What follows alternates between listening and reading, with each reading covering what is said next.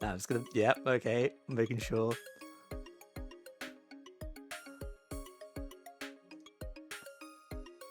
I'm back! Few technical difficulties, but we've resolved them now. Welcome in everyone, it's your boy IRL. And doing something cool, doing something new today. Maybe you should stop using a spray bottle on me. I don't think purring cam's been set up for this source, actually. Hold on. No, it's not. You're gonna have to wait. I'll keep track of redeems, but you're gonna have to wait. Because most of them only work on the gaming, quote-unquote, gaming screen at the moment. Wait, purring's not here! Oh no, I've not set purring up either. Purring, where are you? Well, purring is on a holiday. What about your redeems? Your redeems will still be active. I was gonna start and just explain that we have a few leave stream. That we have a few new redeems and go through them quickly. And then we're gonna move on to the bulk of today's stream, which I don't know how long it's gonna take us. Mouse is still there. God damn it! Why is it there? I don't know. There we go. It's gone now. Yeah, okay, that's 2 redeems now. I'm keeping track. It's been redeemed twice now. Yeah. So we have we have some new redeems. One of them. Can you let me fucking show him off first?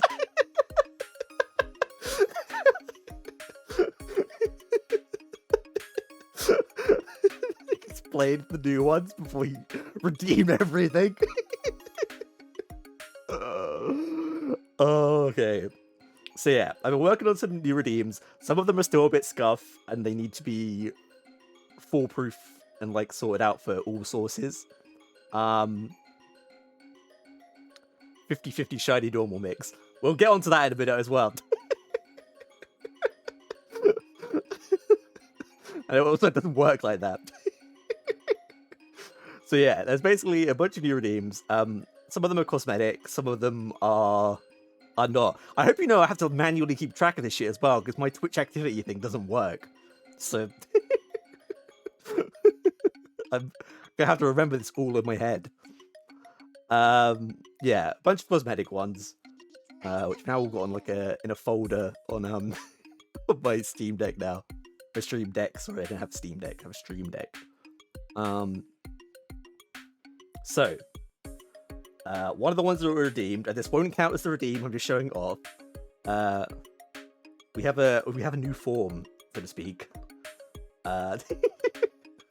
Where purring possesses me. Yeah. So now I'm blue die like purring. I've got purpley hair, like purring, and I've got cat tail as well. Whoa! It looks a bit cursed, a little cursed.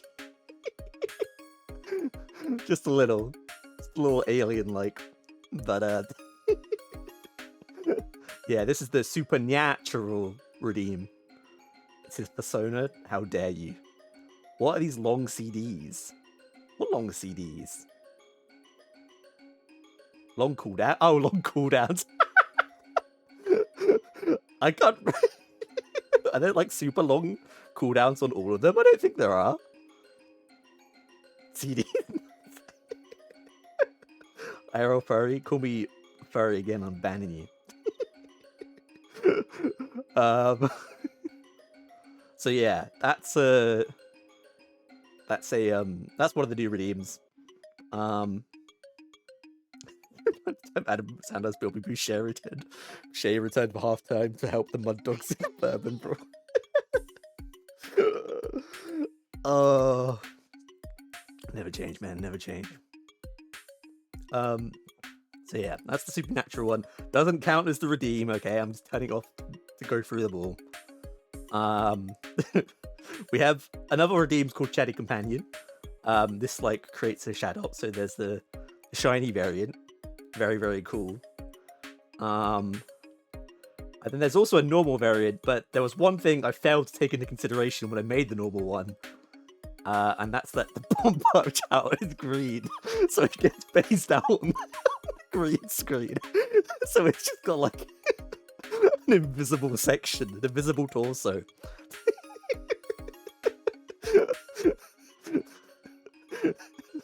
So I don't know if I just have to make that permanently like the shiny one, or just fuck around with green screen settings or something, make it a color that's not not green.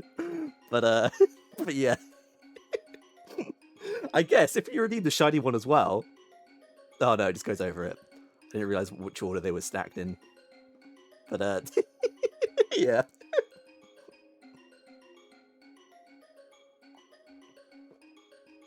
I figured no body, yeah. Speaking of no body, there's another redeem that we've set up called Let's Ride. Which is heavily inspired. I've been going hard on Final Fantasy Rebirth. I'm aiming to finish it this week. I fucking love Cait Sith. Although I've actually read, which I'm not quite sure, because the voice actors, the English voice actors in the game, definitely call him Cait Sith. I'm in the game, but apparently it's spelt like no, it's pronounced like Ketshi or something. Thank you, Stream Elements, for your incredibly delayed response.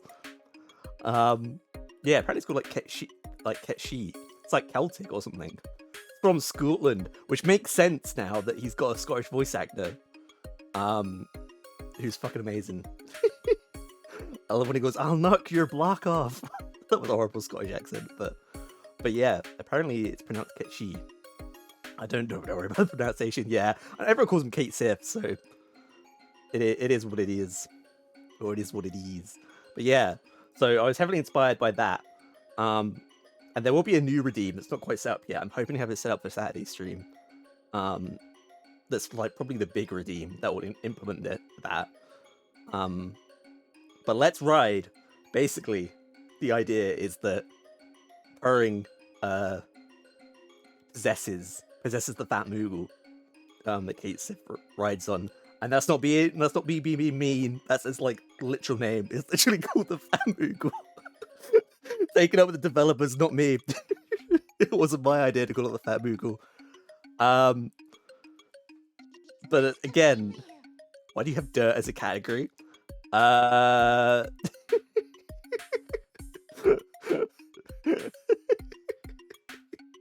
Why indeed?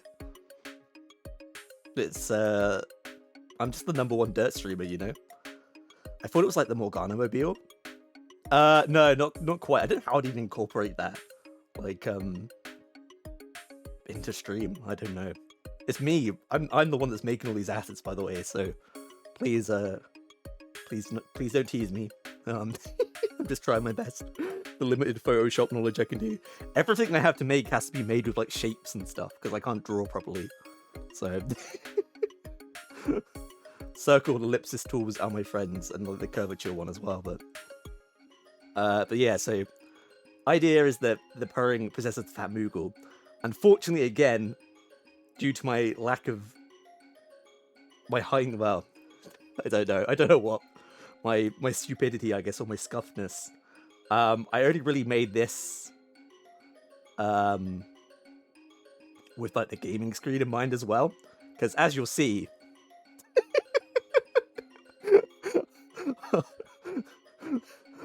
most of his body is missing. I just realized that there's no couch by the couch table. Well, no, because usually Purring's sitting there, but I forgot to load him up today. That's definitely a Fat Moogle. I made it. Okay, so why is he spreading his legs at us? What do you mean, why is he spreading his legs at us? Those are his hands, not his legs.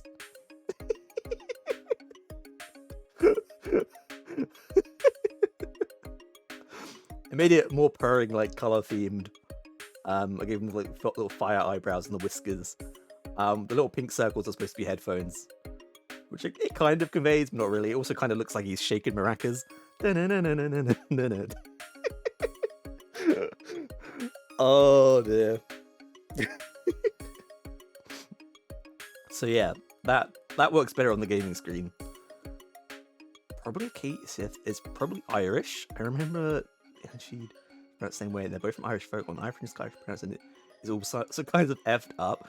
I'm sure I read that it was Celtic. Somewhere. But Leanne Sheed, yeah. It's like, that's how you say it. Like Leanne Sheed. Kitschy. I'm sure it's like Kitschy. Because I was like, it's like a kitschy. Polish pronunciation holds nothing to that. What else is there? I think there's one I haven't enabled. Celtic Irish, same thing basically. Guess so, just one's old. There's one I haven't actually enabled and set up yet. Whoops, I just flicked a lid somewhere. And that is... I see no, hear no evil. Battalions on the wall. It's my edgy shadow form. This is my DeviantArt OC.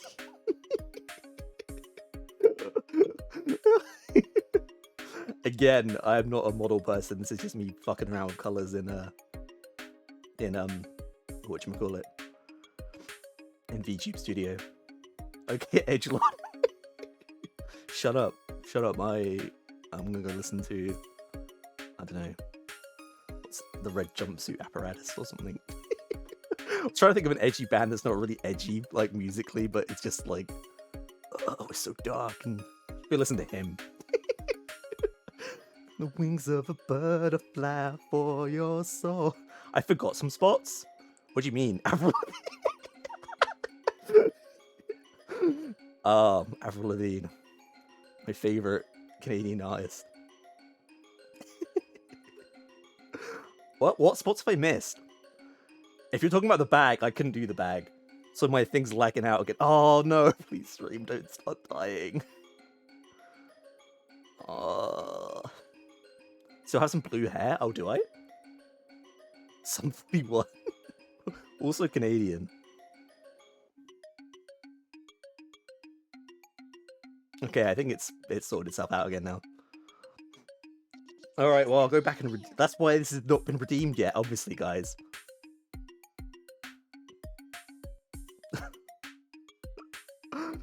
Oh, dear.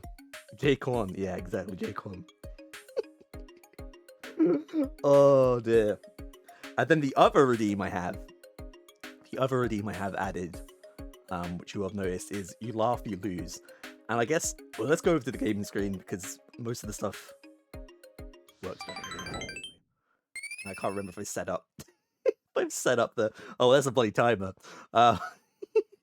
Yeah. So, obviously, no cursing redeems is, like, quite a common thing across... Oh, God, fucking damn it. Across, like,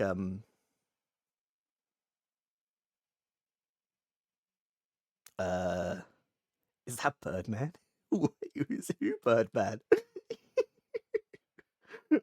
No cursor redeems are like quite common across channel, blah blah. You know, no swearing for so and so minutes. But I'm not really a potty mouth. Like, I think I could pretty easily, like, not swear. But laughing, on the other hand, laughing is a very difficult thing for me. Like, not laughing is a very difficult thing for me. So I figured it was more yeah, it was more apt to a You Laugh, You Lose challenge, where if I laugh, you fucking hell. Oh my god. What do you lose? So, in its final form, in the final form of You Laugh, You Lose, there will be a punishment wheel. So basically, every time I laugh, counter freezes, we spin the punishment wheel, and it'll land on one of these punishments, and that's what we have to do. I haven't set the wheel up yet. It's another thing I need to do. And if anyone has any, I have like a few ideas, but if anyone has any punishment ideas, feel free to suggest them in the Discord or whatever. For now, if I laugh, the flames die. I have one of the Bean Boozled sets, So every time I laugh, I will have to eat one of these. And I think this actually comes with a spinner. I've not opened it. Naruto fillers. Watch Naruto fillers in my free time. We've reached 35 minutes. Can we get to an hour? Don't let the flames die. It's gonna be like the whole stream. I can't laugh for the whole stream. I'm gonna have to get my game face on. That's crazy. I'm gonna have to change the countdown. Open it then. It's so worth redeeming. I'm trying. I think I need scissors. Hang on.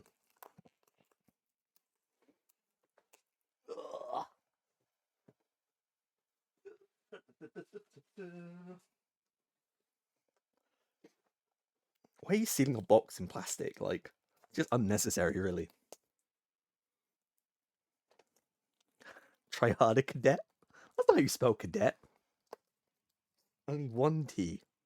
And no E on the end. Right? Unless that's how you spell it in like Germany or something. Just watching him suffer is already worth it. I figured, I was like, this one's gonna come to bite me in the ass again if I do it. But I feel like I owe you guys to have like a good channel redeem after all this time. But it probably will cause me a great deal of pain. So it's, while we don't have the wheel, it's only 1,000 points. It will probably be a little higher once we have the wheel, just because the stakes will be higher. It won't be too much higher though. I think the maximum I'd put it would be 2,000. Oh my god, I can't fucking open it still, even though I've cut it. Scam? It's not scam. How much is your no cursing redeem, Ellie, huh? How much is it?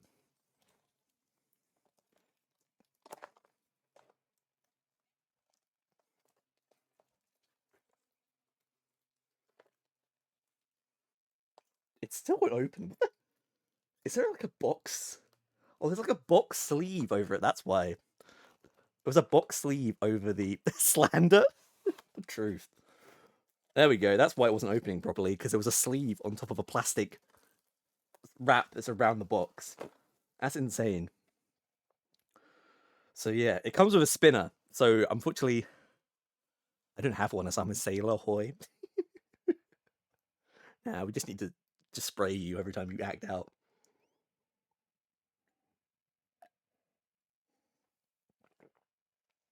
I was arrested for having sodium chloride in a power source in my car. It was assault on a battery. Welcome to Pixel Chip. Reading comprehension 40 still isn't with me, and a hearing also left. Oh, that's kind of a shit spinner. I guess I don't know what I was expecting. But yeah, it's got a spinner with it. Wait, it doesn't even spin. What the hell? This is an awful spinner. Do have a dead scientist, bury him.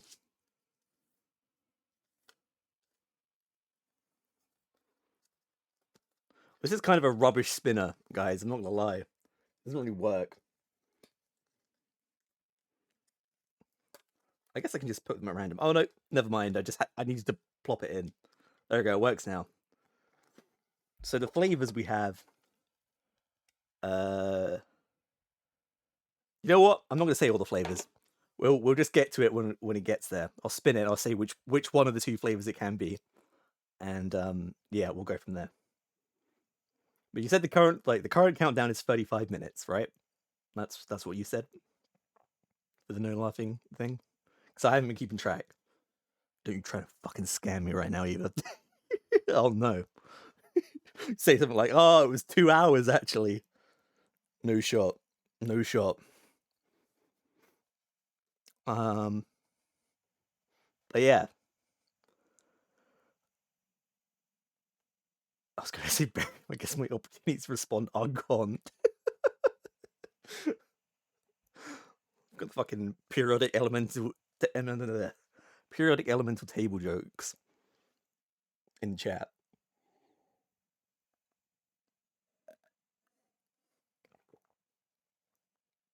It was 40 minutes, but I can make it 60. Well, it's 45 now. I'm gonna have to set. I turned the hour off because I didn't think we'd get to it. 50 an hour. So we got 50 minutes. That's fine. We probably won't get to an hour. Finish this with a chain attack. These beans will be empty soon. Fucking goddamn it! It's an hour and 5 now.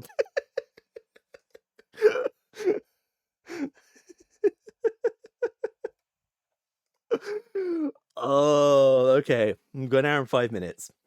I'm going to explain the concept of the stream now, if that's okay, and then I'll put the counter on for when we start. So yeah, this is going to be a top 128 Spotify artist bracket. Now, I've actually been watching quite a few bracket. I kind of feel bad now. Don't feel bad. I haven't started the counter yet, so I can laugh at the moment. Yeah, I've always wanted to obviously talk more about music and stuff and things on the channel and do like more music related streams. Obviously tier lists were an idea. But I've been watching some videos on YouTube recently, particularly one channel called Hivemind. And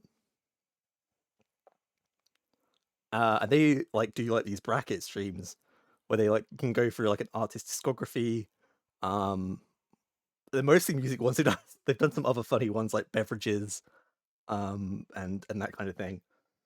But yeah, it's like a tournament like elimination bracket basically. So the way I've done it is I've taken the current top 128 artists on Spotify, and I've put them in a bracket. Seeds 1 to 16. Basically, what I've done is I put 4 artists in every seed. And the way it works is, I wonder if I can zoom in a little bit. Whoops. Okay. The way it works is in the top. These DMCA violations will be good. There's not gonna be any music for this one. I might work out in the future, but there'll be no clips. You'll just have to take into consideration your own music knowledge, and I will do my best to explain every artist as well, give my opinions on them, and why I'm making these decisions, that kind of thing. I can do some karaoke renditions as well if you want, Ellie. I can give you a karaoke rendition of the type of songs every artist makes. But yeah, so the way it works is you have your number 1 seed and then a number 16 seed. I have 0 music knowledge. Okay, all right, guys, I get it.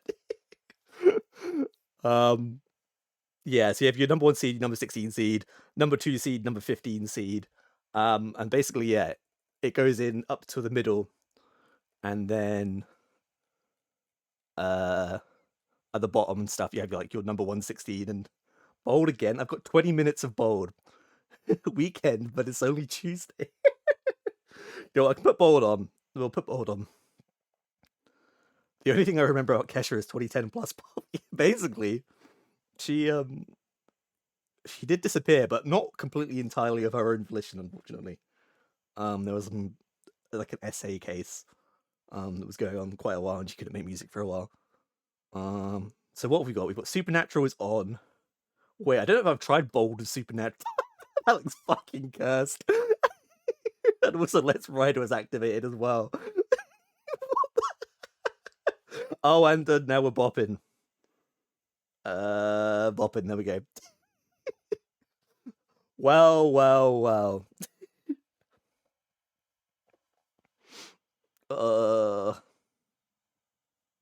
There we go. I think we're back. The stream dipped as they activated all of those, so curse. You look more like I guess so, right?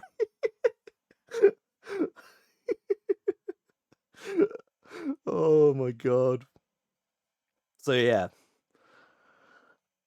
Hey, look, it's my sleep paralysis demon.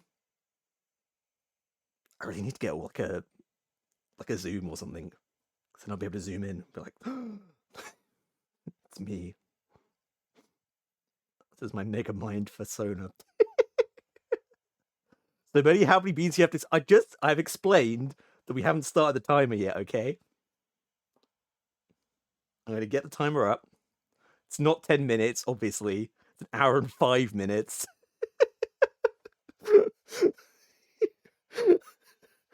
Wait, can you play the Prowler theme? What Prowler? Oh, what from Spider-Verse? I could, but I don't want to try and tank the stream anymore than I can than I have. Because it has been dropping frames, and I don't want to like test it any further. Until I get this goddamn signal issue was solved. Pain in the ass. Right. So from now on, we'll have no laughing. No laughing in the courtroom. And the timer will begin.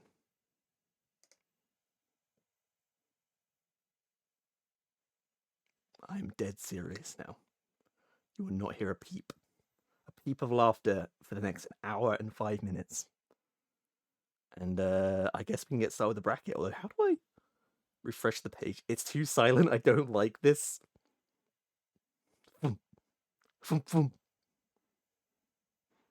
See, laughter. Laughter is not present. I have steely resolve. You will not break me. How do I refresh the page? I'm using Arc browser.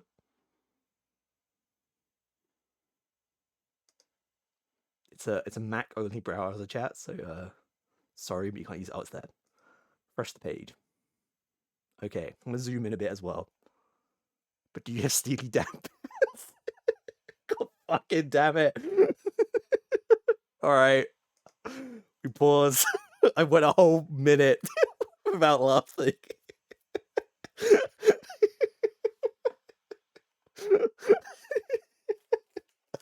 This was a mistake.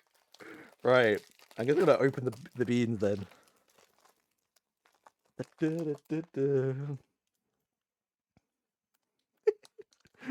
I'm gonna go broke. I'm gonna spend like all my wages on on Bean Boozled.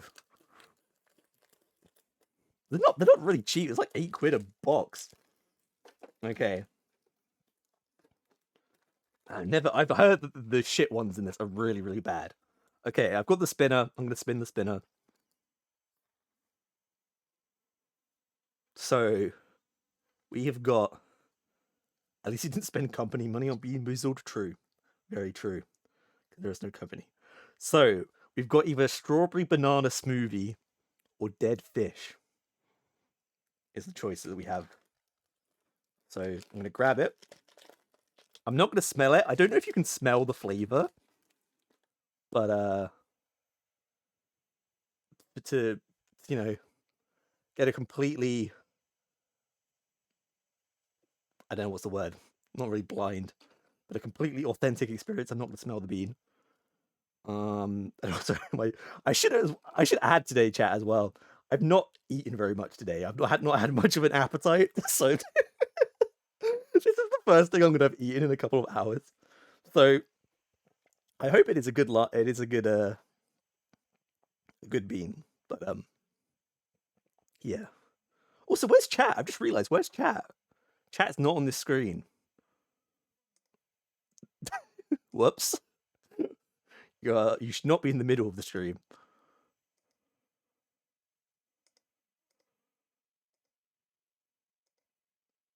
Okay. Move you over here, I guess. That's fine. I've got to stop doing that. Right. Without further ado, I'm going to eat this bean. That's either strawberry banana smoothie or dead fish.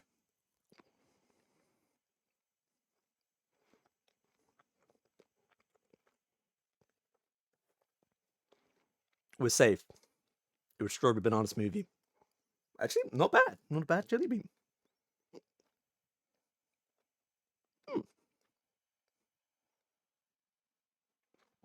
There we go, chat. I survived the first one.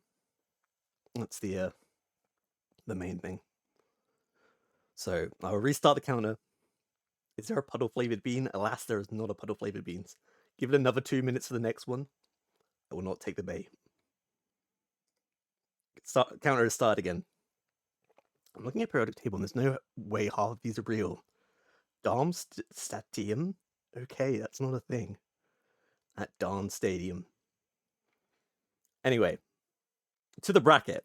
For our first bracket matchup, we have The Weeknd versus Kesha. Now, I'm sure people know who the Weeknd is. Canadian pop legend. He is the #1 artist on Spotify at the moment. The #1 most listened to. And honestly, highly deserved.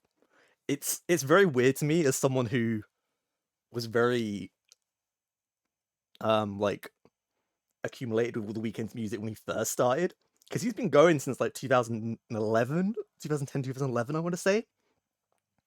We vote for The Weeknd because that's what I want it to be right now.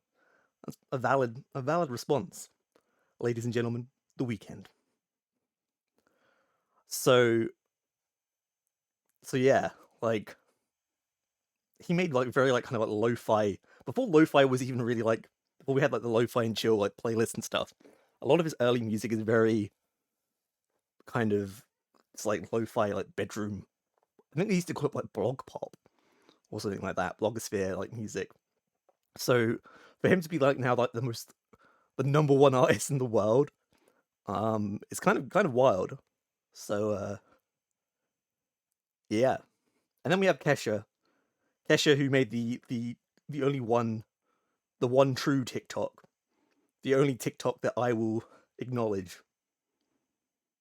I haven't listened to The Weeknd since Dawn FM. He's not had an album. I think he's due an album out this year. But because it was supposed to be a trilogy, it was After Hours, Dawn FM, and whatever the new album's going to be.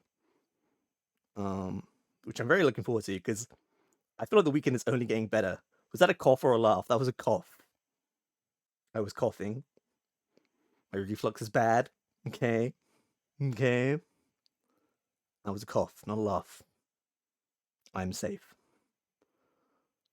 I'm fairly certain Dawn FM sampled some City Pop. Yeah, Out of Time of that album samples. Oh shit, I can't remember. Midnight Pretenders. I can't remember the artist's name.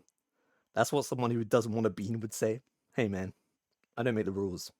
If I ain't laughing, I feel like I laugh well enough for you to know when it's a laugh. Come on now. My laugh is signature. It's like a producer tag. Maybe it should just be my producer tag. Guess which of the 5 fake sounding elements I listed were fake? I'm going to be honest, I did not keep track, unfortunately. But I'm going to go with the one that you said, now you're making shit up. Yeah, Kesha, very of the time. Like I said, she had a kind of an unfortunate period where she was involved in like an essay case against one of our producers, Dr. Luke. And she didn't make music for a very long time. I think she has made albums in the recent. I think she had one last year called Gag Order. I think she makes like rock inspired, like, or inflected music. Now, but she had some bangers back in the day. It's an unfortunate pairing, like here, because you're against the #1 seed, and The Weeknd, in my opinion, easily takes this one. I need to. Whoops. There we go. Because it's a color toggle and a item toggle, I have to deactivate them both. But we have actually got some more bold. I just remembered because Ellie redeemed it twice. Yeah. So we're gonna go for The Weeknd. Here we go. Pretty handily The Weeknd. Next up, we have Drake versus Sean Paul. Again, this is quite an easy one for me because I am a big Drake fan. He can be very, very corny at times, but he's also made some like my favorite music, probably. Especially Take Care. Alright, I need to look now some knackered chat. Talk about Stevie Dan Pants and riddling things with arrows, and you may stand a chance. Good luck. Good luck, chat. The gremlin has retired. Sean Paul? I thought that was Ice-T. Yeah. It's temperature, I guess.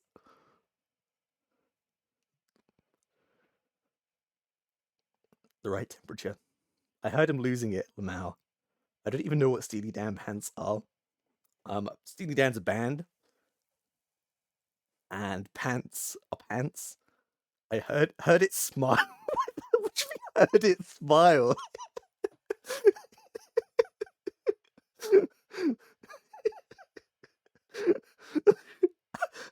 Heard it smile. When it now is that what you're trying to say? All right, fine. We got through one of the. I guess we got through another artist and a couple more minutes. Okay, I'm gonna spend eat two. I'm not eating two. I'm not eating two. You call me it. I'm not eating two. Okay. Oh, this one's not a too bad one. We've got berry blue or toothpaste. I feel like if I get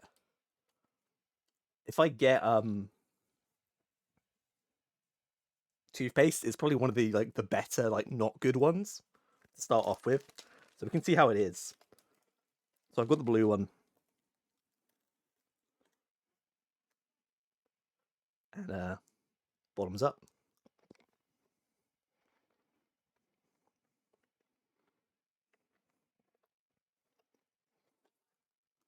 I think that was the berry one.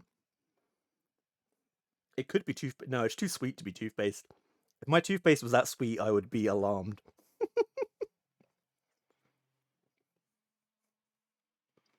Yeah, that was berry blue. So we've gone 2 for 2. The worst part about this, I think, is I don't know how it's ratioed, but the more nice ones we have in a row, the more the more worse ones left in the pack. So there could be future streams where I just have to suffer for an entire stream. Okay, I'm gonna restart the counter.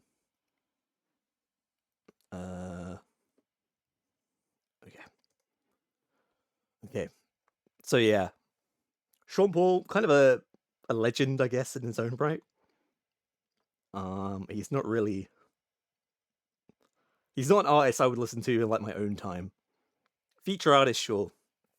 He's got a very, very iconic voice, but his discography just does not stack up to Drake's, in my opinion. So we're gonna go for Drake and make a really, really tough second bracket pick now. Yeah, that's Drake. Next, we have Coldplay versus Flow Rider. I can't fucking stand Coldplay. I'm just gonna go ahead and say that. I can't forget that Drake's got his own meme. I think a lot of these artists have their own memes. But yeah, I think Drake has many, many memes. I can't sound Coldplay. They're probably not the worst band on this list by far. But they're in a very, very weird spot musically now, I think. Everyone associates them with Yellow and stuff. It was all yellow and the Fix You song. I can guess you say that Coldplay tried and didn't succeed. Yeah, that's a line from Fix You. Yeah, okay, I got the reference. Well done, Ellie. Well done, Ellie. You've once again showed your mumcore music taste. Soft play is Coldplay. They make good music. What? I swear I don't like change. Oh, okay. I like Coldplay though. You know, important part about this stream is my opinion. If you like any of these bands, I don't hold it personally against you. It's fine, but just know that my opinion is the right one. And Coldplay suck. Fuck off, mumcore. I said what I said. Flow Rider, on the other hand, Flow Rider is not Birdman. I wish Birdman was on this list. Flow Rider is such a relic of the 2010s, I feel like. There's that period of music between mumcore. I mean, it's true, right? Coldplay are one of these bands that I associate with I don't know, mums going to the supermarket. I guess this is a dated thing now because they don't tend to stock CDs as much in supermarkets, but they go do their grocery shop, and they're like, "Oh, the new Coldplay album's here. I'll just pick that up as well." And that's how they got so popular. Did he chuckle? I didn't chuckle. I didn't chuckle. Okay. Yeah, not a fan of Coldplay. But Flow Rider, like I said, Flow Rider is very, very indicative of the time that he was around. He had songs like Right Round with Kesha, ironically. Good Feeling was his, right? That was so weird. Because you had the Avicii song. That weird party rap with like Pitbull, etc. Yeah, like it's such of the time. Flow Rider's mumcore version of Low is called Low, featuring cracking knees from trying to get low. Okay, that was a good one. That's good. Yeah, how could I forget Low? Apple bottom jeans boots with the fur. Yeah, like it was just like kind of like it was almost even pre like EDM. It was like just like Europop mixed with rap and stuff like that.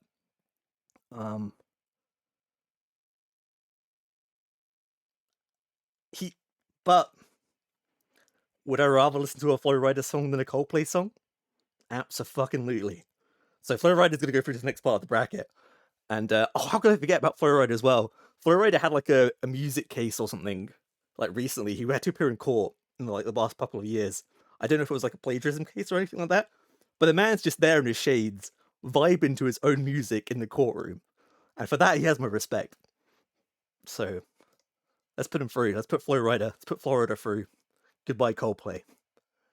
Next we have David Guetta versus. Now I'm gonna apologize if I butchered the name on this one. They're called Grupo Frontera, I think. The interesting thing about doing this Spotify bracket thing with like the top artists, obviously there's quite a lot of international artists on here as well that wouldn't necessarily play on the radio in our regions. In the Western, Grupo Frontera, I think they are. They're Mexican as far as I'm aware. They make like regional Mexican music. I actually made some notes on some of the artists I wasn't familiar with. Yeah, Grupo Frontera. They're pictured on Spotify at the moment. They're all wearing cowboy hats, and they kind of make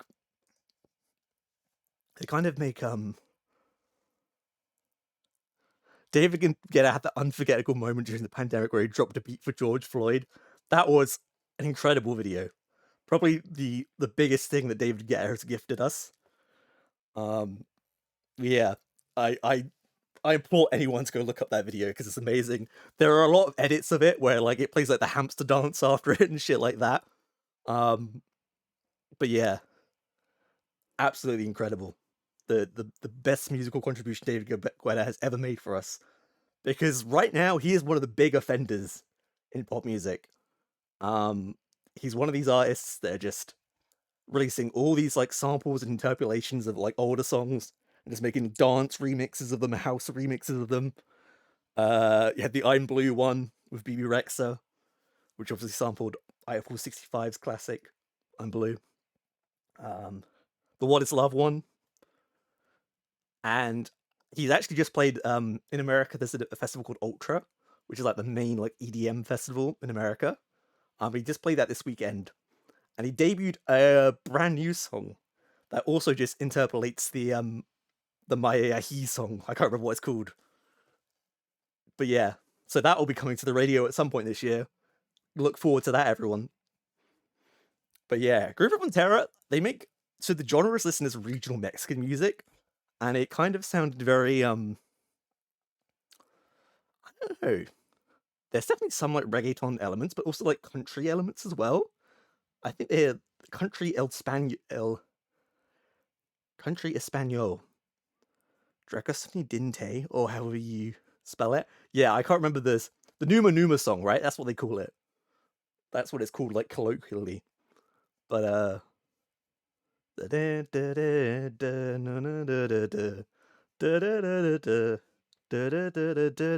song.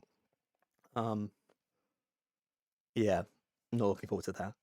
But yeah, honestly, I listened to some of their songs. It wasn't bad. I'm not a big country head, but the mix of like country and like kind of reggaeton elements, I didn't think it would work, but it did. There was accordion in there as well.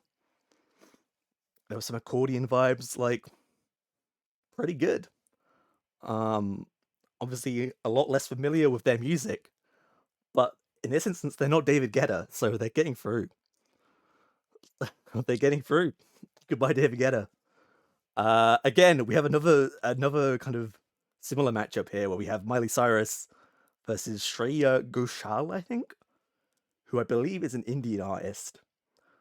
This was a very so there are a couple of like artists from India on here. It was very weird listening to their music because they're basically all on each other's like on the top songs on their Spotify. They're basically all on each other's songs.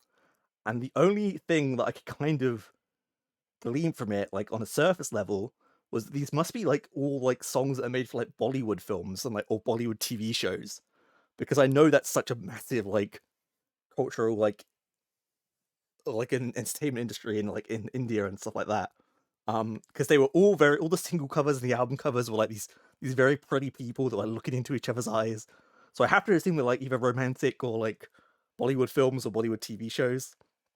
It was a very interesting little dive into that world. It wasn't really for me. I'm gonna be honest. It was a bit sanitized, a bit kind of cookie cutter for me. I can appreciate the odd musical number, but this kind of thing wasn't yeah. It just like seemed like every song was like supposed to like back a singing kind of like the two main characters about to kiss, that kind of thing. Um so yeah. Miley Cyrus, obviously, she's been in the game a long time. Those might remember her as Hannah Montana back in the day when she was singing out with the best of both worlds on the Disney Channel. Um, then she kind of went into like the same like kind of like electropop EDM stuff that everyone else was doing. Then she made Bangers, which was the one with like Wrecking Ball and We Can't Stop on it. Get the best of both worlds. Yep, that's the one. Honestly, there's some banger songs on the Hannah Montana soundtrack. Life's What You Make is a good one as well, I think. Yeah, she made Bangers, which was like very hip hop influenced. Kind of a bit weird, honestly, especially because she just dropped that whole thing very quickly. She made an album with the Flaming Lips. I can't remember what the. There's a really like stupid line on that Flaming Lips record, but I can't remember what it is.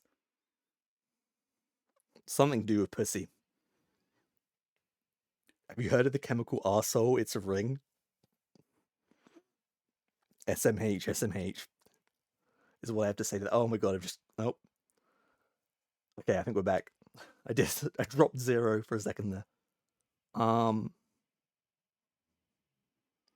Yeah, and now I don't know, it doesn't feel like she's making any music with any kind of my audio cut out sounded like I got insta banned. Not quite, not quite. It literally just the signal dropped. Um yeah. We have yeah, her different her music has much very distinctive personality now. She seems to have gone in like the very kind of like I'm a mature artist now. I've learned my lesson. I'm not a party animal anymore. So okay, so Streamlag came back exactly when you said something about pussy.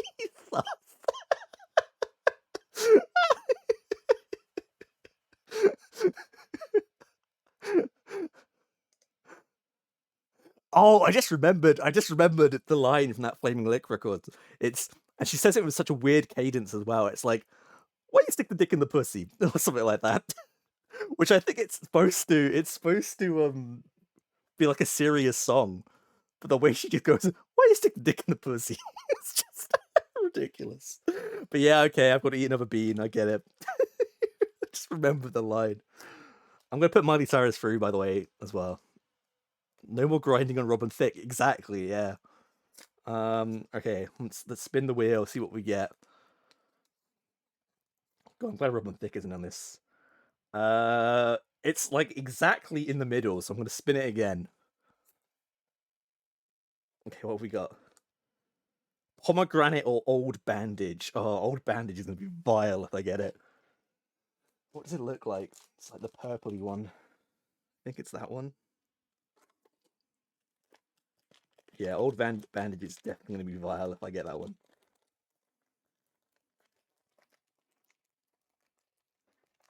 Some of these just look horrible. All right, guys, bombs up.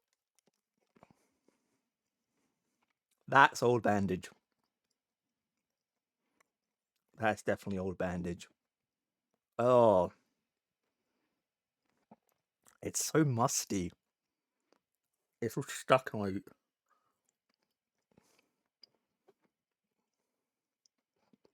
I'm trying to work out like what the taste of it is. Obviously, it's supposed to be old bandage, but ugh, it's got like an almost smoky taste to it. Actually, not good.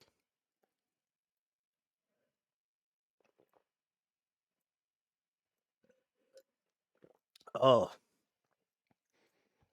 I think the worst part about these being in jelly bean form, right, is that they stick in your teeth, don't they? So if you get a bad one, it just sticks around for a bit. Oh, that's horrible. It really sticks as well. Just in your mouth. Oh god.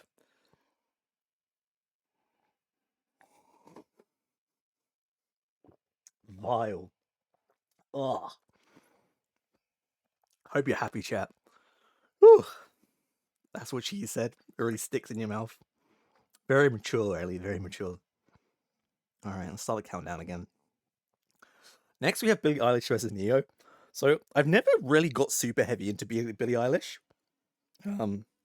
Obviously, it's quite an interesting career trajectory for her.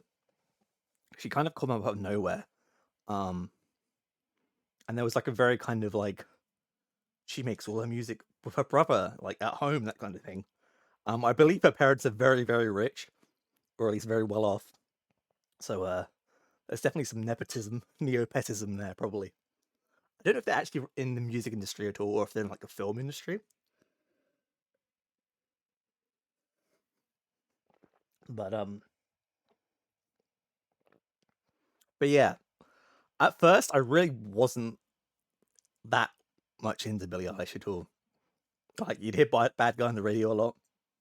I always thought it sounded like the Benny Hill theme a bit, which I don't know if people outside of Britain will get that reference. But it's the theme that goes like. So I always kind of said her music was like, well, that song was like the Benny Hill theme for like Zoomers. I think she had a massive influence on fashion. Yeah, I think so too.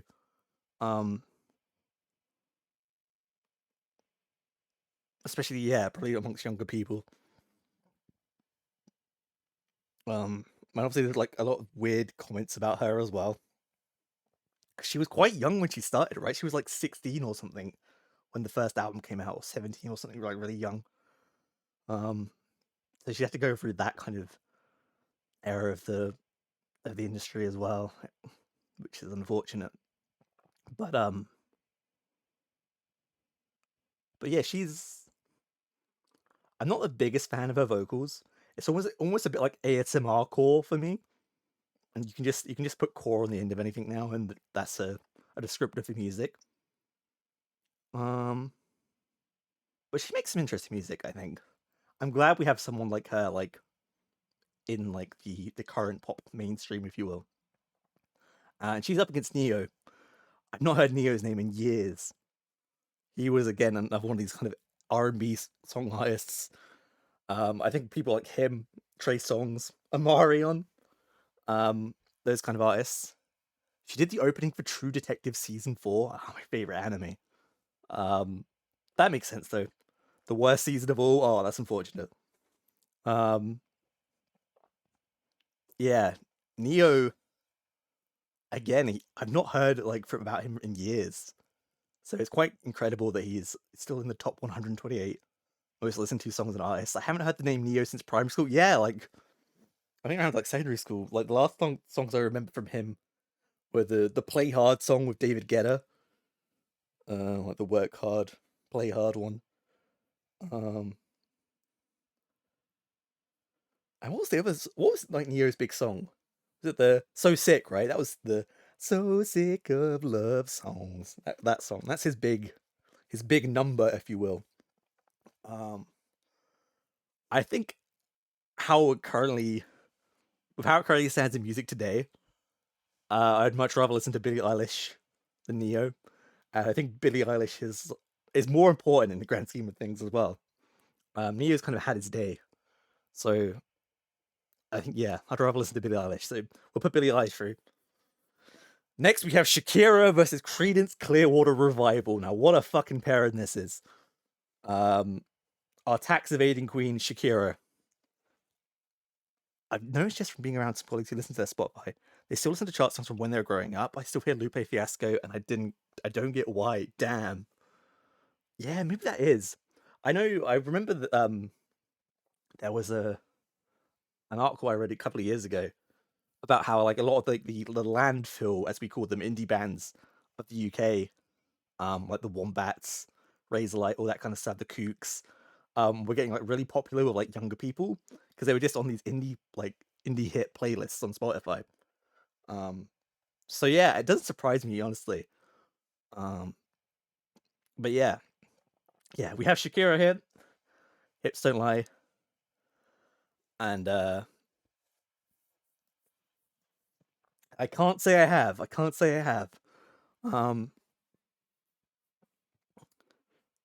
So yeah, Shakira, the Latin pop sensation Shakira. She's been going around for so long as well. You think how long her career's been going. I think she's still really, really popular. I saw her name pop up actually in a lot of like some of the international artists, in the Latin pop scene, on this playlist as well. She was a quite common feature and stuff like that. So I think with like kind of Latin pop's like advent in the Western world, in recent years, I think Shakira stocks are going up. Then we have Creedence Clearwater Revival, which, if you don't know Creedence Clearwater Revival, ask your dad is all I can say. Maybe your dad is probably the one that most likely would remember Creedence Clearwater Revival. They, what was it? Their big songs. It's like Fortunate Son, and other songs. Personally, the one thing I remember about Creedence Clearwater Revival is, and I'm sure maybe Wu could attest to this as well. I'm sure one of our mutual friends went for a period where they listened to a lot of Creedence Clearwater Revival. They were on the dad rock vibe. But yeah, it's a weird matchup. There's not like too many like older artists in like the top 128 Spotify. I was kind of surprised that these guys were here. I thought there would be names that would be here higher, like, or like there would be bigger like artists that I would personally name that would be here above Creedence Clearwater Revival. But no, they made the cut apparently. So I think personally I would rather listen to Shakira. No offense to the old guys, but yeah, just personally Shakira's music does more for me than Creedence Clearwater Revival, so I'm gonna put Shakira through. This one is a funny one. We have Lady Gaga versus Ava Max. This isn't a fair matchup at all, because I think Ava Max gets compared to Lady Gaga quite a lot. I feel like I don't have to explain who Lady Gaga is. I think most people know who Lady Gaga is. She was actually like my big introduction to pop music. I didn't really listen to much pop music before Lady Gaga came out, and she kind of completely changed my perspective on it. I was like, pop music can be really cool and fun, and now it's probably like the genre, quote unquote, that I listen to the most. So a lot of respect for Lady Gaga, a lot of personal attachment to Lady Gaga as well. Ava Max, not so much. I've always found her music to be very, very corny, very, very cheesy. She's the one that had that song, the Sweet But Psycho song. Oh no, Sweet But Psycho, that one. Who's Lady Gaga? You're fucking with me. You're fucking with me. You're trying to tell me that Lady Gaga's not hit Croatia? You saw her at Wembley 2 years ago. Was it 2 years ago? Was it last year? No, it was 2 years ago. Holy shit. It wasn't Wembley. It was Tottenham Hotspur's stadium, the London stadium. I am fucking with you. Thank God. don't think I could have taken it if you were fucking with me. Um, yeah, not much needs to be said about this bracket. It's Lady Gaga quite handily. Like, yeah, I don't know. Next we have Harry Styles versus Noah Kahan. Boo! Yeah, I know. If only it could have been at the Guna Stadium, eh? But yeah, Harry Styles versus Noah Kahan. So, I mean, everyone knows Harry Styles as well. Probably he was in One Direction. Is by far the most successful solo member of One Direction post their indefinite hiatus. Noah Kahan is only someone I'm familiar with because of the radio. At the radio and at work sometimes, and his song "Stick Season," I think it's called, is very, very popular at the moment. Says something about COVID on the planes. No, it's not my kind of thing. I don't really like folky, acoustic singer-songwritery stuff. It's probably my least favorite genre. There are some artists that do it well, but I feel like if it's just a guy singing with an acoustic guitar, likelihood is I'm not going to vibe with it. And Harry, for all intents and purposes, Harry has a good go of it. Post One Direction, you know, it feels like he's pulling from some very classic rock influences, some funk influences, and he had some good songs. He had some songs I don't like as well. I had a classmate that was literally obsessed with Lady Gaga. I was that classmate in secondary school. I feel like, yeah, her standum, the Little Monsters. I feel like there was always someone in someone's class who had a Lady Gaga obsession. Yeah, that was me in secondary school. And all my friends were like, "Why the fuck do you listen to this?" And I'm just like, "She's the best." It's weird. It was weird. Weird time. But yeah, I feel like she's revered now. Claws up, yeah, got claws up.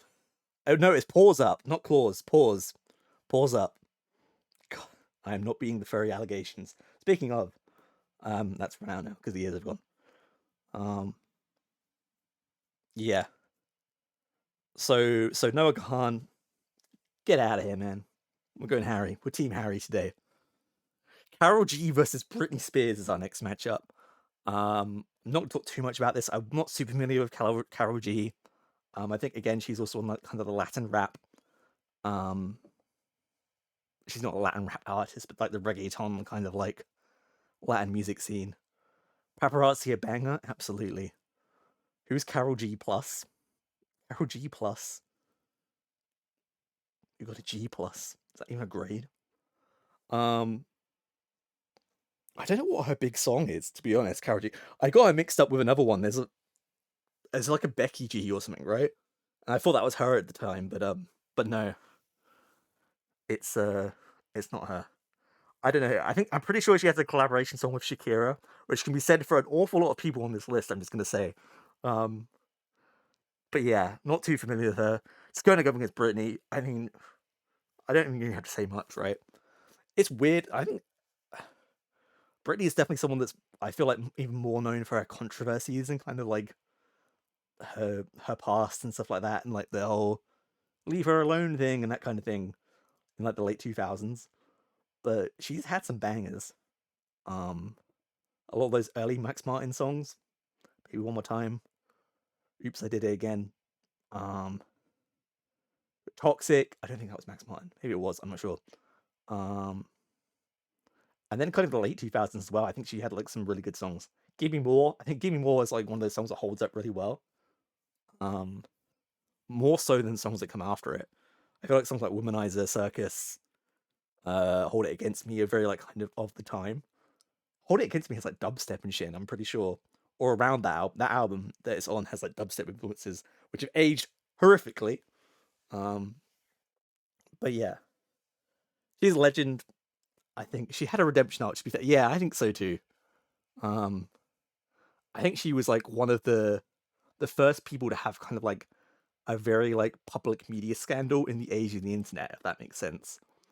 It was as like kind of YouTube was starting to become like more of a thing. People were turning online like more and more. So yeah, very, very kind of proto-internet. mix of like just like tabloid and press kind of stuff. So she went through a lot. I think her son's really cool as well. He draws like pictures of Goku. Rest in peace, Akira Toriyama. But yeah, pretty handily Britney for me. This one was one I had no idea who either of these two people were. Benson Boone is apparently some kind of American singer-songwriter pretty boy that people are obsessed with on TikTok. He has a song called Beautiful Things. Kind of starts acoustic-y and then goes into what I can only describe as Imagine Dragons core, which is probably one of the worst things ever. He's up against Ajit Singh, I believe is how you say his name. Oh, that guy, right?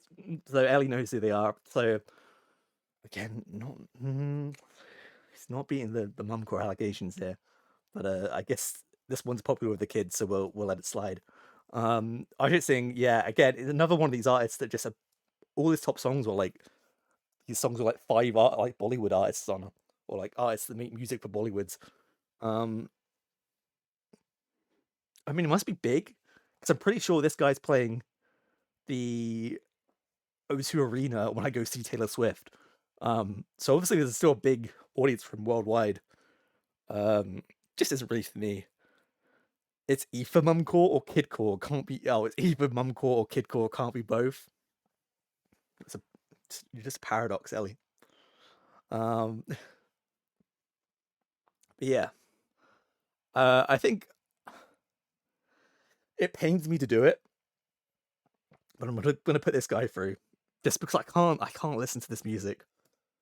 So he gets through basically on a I don't care either way who goes through. This is an interesting matchup. Queen versus Avicii. Obviously, R.I.P. Avicii. R.I.P. Freddie Mercury as well.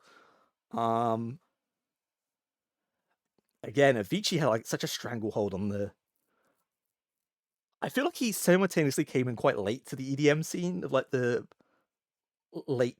It would have been like the early 2010s. But like Levels was everywhere.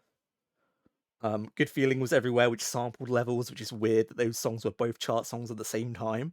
I don't think that's ever happened again in all like ever in the history of music as much as I remember it. There was never a song that sampled the song that was in the charts. Hey brother, yep, hey brother, and wake me up. He did like the weird like country EDM stuff,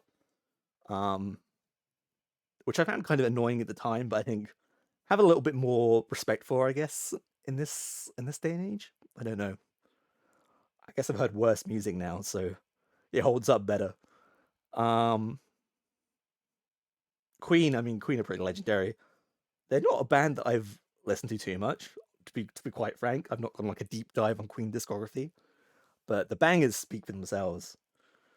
We Are the Champions, We Will Rock You, Bohemian Rhapsody, Another One Bites the Dust, Show Must Go On, and then they have some proggy stuff as well, and like all this other kind of things. Fat Bottom Girls. I can never get into Queen. It's actually I was supposed to see Queen, obviously not with Freddie Mercury. I'm not that fucking old, but they were supposed to play a festival that I was going to go in 2012, I think it was. And Adam Lambert from American Idol, he's like the front man of Queen now. When they do shows,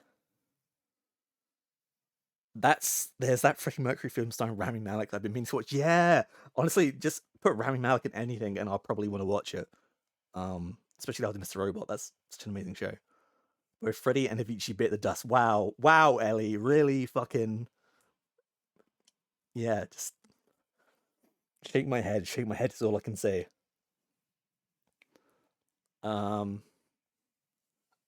Yeah, it's Queen's a bit theatrecore, right? I think we can agree on that.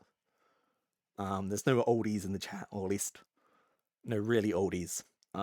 I know for a fact they're my fellow streamer and friend North Tendo, they're his favorite band. But not one that I would spin on the regs, should we say? But in this, no offense, like all due respect to Avicii, I think Queen goes through pretty handily. Can we get spray redeemed for Ellie? I think so. I think we need one, to be honest. This one, Elton John versus Bizarre Rap. who is not a rap artist but a producer. I found out. Let me go to my notes here because I made notes on this gentleman. He is an Argentinian rapcore producer, specializes in EDM, Latin trap, and Latin hip hop. His albums will have like really weird names. So it's like Bizarre Rap Music Sessions Volume so and so, and then it has the artists he's worked on because he's a producer. He's not he doesn't sing or rap or anything like that, despite being called Bizarre Rap. Yeah, it all sounds very, very dated. I think in the day where we have like a lot of like Latin artists like Bad Bunny and that kind of thing that have kind of modernized sound, listening to him sounds like I've been transported back to 2010. And he's also worked with Shakira.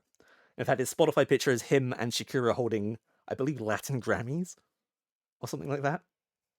I don't know. Wasn't really my thing. Elton John, obviously, British legend. Elton John. Rest in peace, Princess Di. Candle in the Wind. I'm Still Standing. All that kind of stuff. Again, not someone that was a bit before my time, so not someone that I've listened to very heavily. In this situation, however, I'm going to put him through because, yeah, I say, at least his music has stood the test of time, I guess. Next up, we have Selena Gomez versus Ozuna, and Ozuna is another reggaeton artist. I think they're from Puerto Rico. I think 2010 is an era that doesn't really translate well for many things. It really, really doesn't. There are a lot of artists on this list that I'm just like, wow, their music sounds so dated now. Selena Gomez kind of being one of them as well, because obviously Selena Gomez, another Disney Channel pop star on this list. Started in shows such as Wizards of Waverly Place, which apparently is getting like a remake. They don't need to remake all that shit, but they are apparently. But I think she's only signed on for the pilot episode. Man, it's really going. There you go. I think the signal stabilized a little bit. Seems to be a bit touch and go.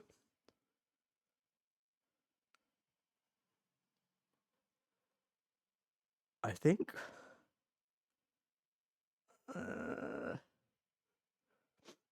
The frames be dropping.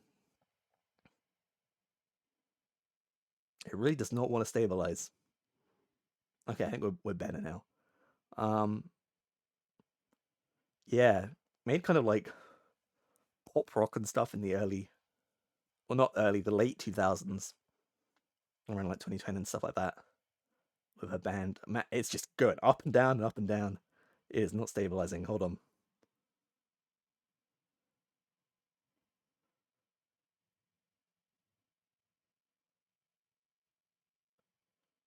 Okay, it's gone back to green now. Thank God.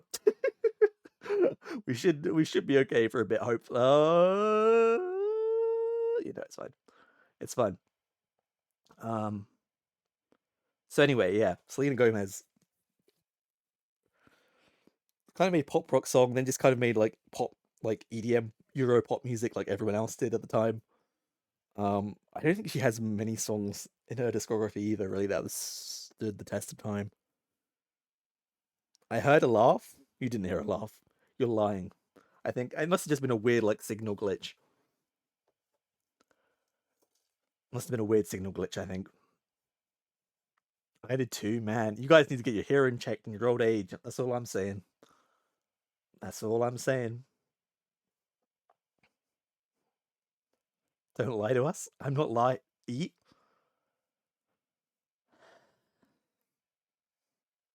Fine. Do you want to bully me, chat? And we'll do it. We'll do it that way. I'll eat another one.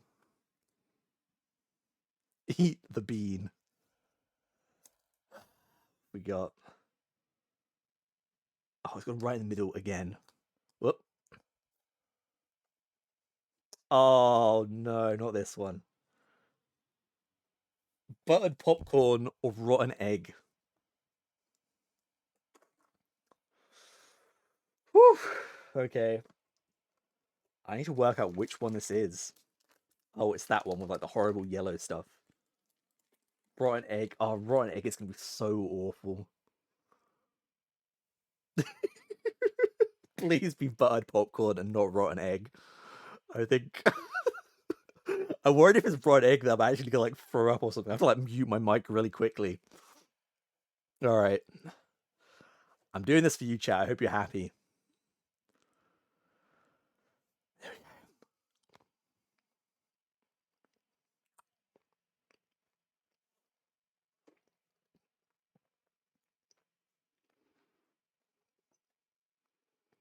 It's buttered popcorn. I think it's got to be. It's just very sweet, so it doesn't really taste like buttered popcorn at all. But we don't have buttered popcorn here either.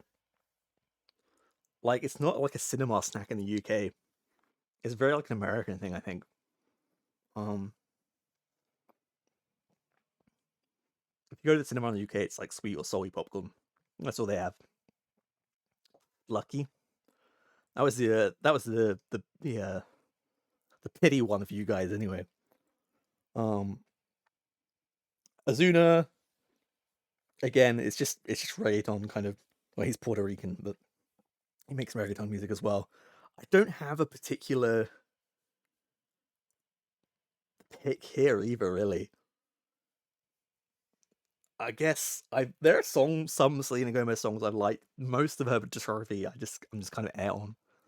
But like I was saying, the song "Bad Liar" is a really good song. So she has that, I guess. So we'll put Selena Gomez through, I guess. Next we have Usher versus Maluma. Now Maluma, I made notes on Maluma as well because I didn't know who he was. Oh, Colombian rapper / reggaeton artist. Again, like, I'm not big into reggaeton. Usher, he's a legend, man. Played the Super Bowl this year. The Super Bowl is the number 2 thing he's done this year, I should add. The number 1 thing he's done, and please, for the love of God, if you are reading Jujutsu Kaisen, don't go look this up. But Usher spoiled millions of people, well, maybe not millions, but thousands of people on a very pivotal moment in the Jujutsu Kaisen manga. Not even the anime, it was the manga he spoiled everyone on. I don't know if it was unintentionally. It must have been unintentionally. He must have just thought everyone knew. But yeah, earlier this year, Usher. Are you saying reggaeton makes me want to listen to Norwegian reggaeton? There's Norwegian reggaeton? Oh my god, no way. Yeah.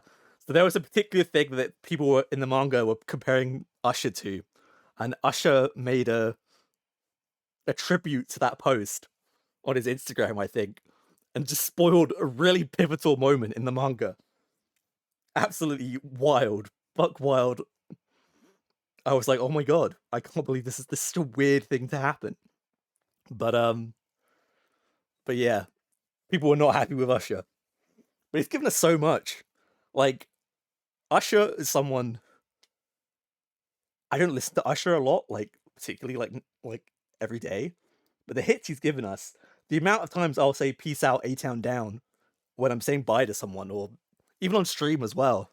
What an absolute boomer! Absolutely. Yeah, it's like it's been part of my lexicon for years, and he's definitely had some stinkers as well. Like, "Oh My God" is an awful song with will.i.am. But he's given us "Yeah," and yeah, that's all I can say really. So Usher gets to go through. Oh, sick. Norwegian reggaeton? Nano War of Steel. That's not what I was expecting. But I will give that a listen after the stream. We're putting Usher through. He airs his way into the next one. I link in Discord the Norwegian reggaeton. I will listen. Yeah, I'll give it a listen after stream. This one, Halsey versus Shawn Mendes. I don't care much for either of these two. But Shawn Mendes kind of fits that acoustic-y, songy guy. I feel like he came in the wake of Justin Bieber, right? After Justin Bieber like blew up, became really popular.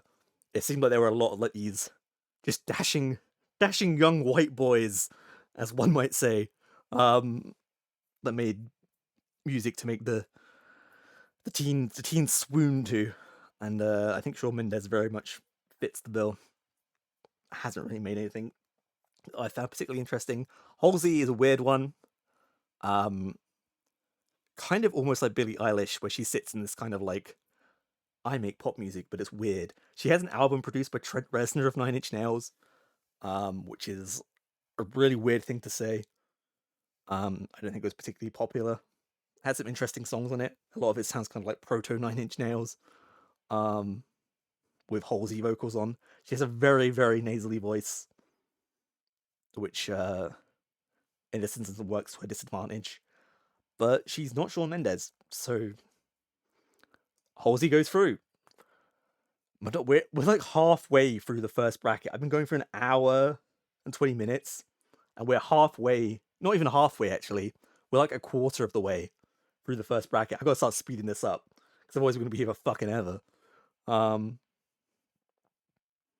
Madonna versus Kali Uchis.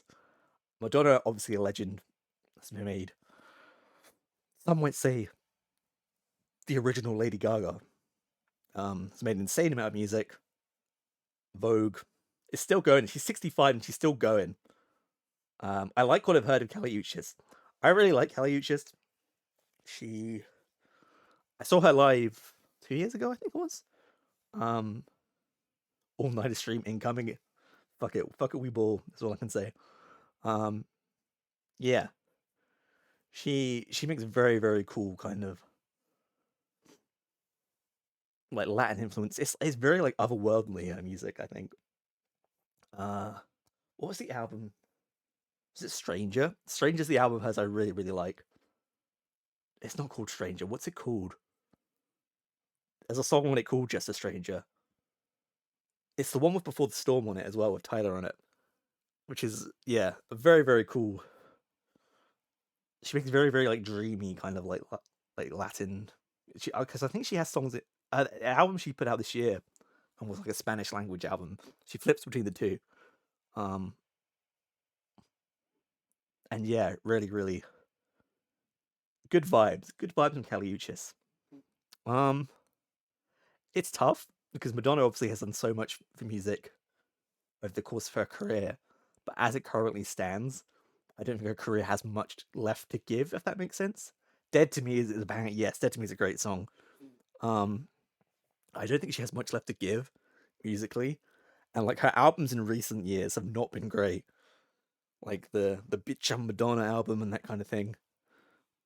I don't know if that was the name of the album. There was a song on it called that, which was awful. Which was a shame because it had Sophie production on it, but yeah. Culturally, I don't think she has too much more to give. Whereas Kali Uchis is relatively, I mean, she's like a good couple of albums deep into her, excuse me. She's a good couple of albums into her career. But, yeah. I feel like I would probably rather listen to Kali Uchis at this point. And I'm excited to see where her career goes. So maybe the first controversial one by putting in Kali Uchis over Madonna. Next, we have Justin Timberlake versus Raw Alejandro, I think you say his name, who I believe, let me consult my notes. Yep, he's also a Puerto Rican reggaeton artist. One note I have made is he has a cool picture with him riding a shark in space on his Spotify.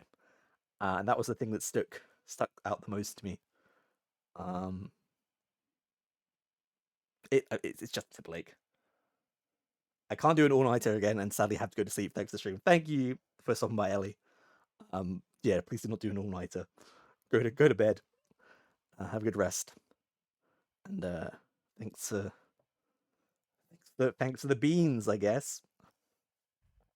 Raw means I love you in Dinosaur. You know what? Never mind. I take it all back. Fuck off. And oh, god damn it! Fucking hell.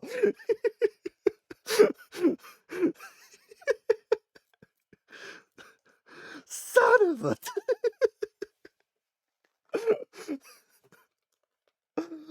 Oh.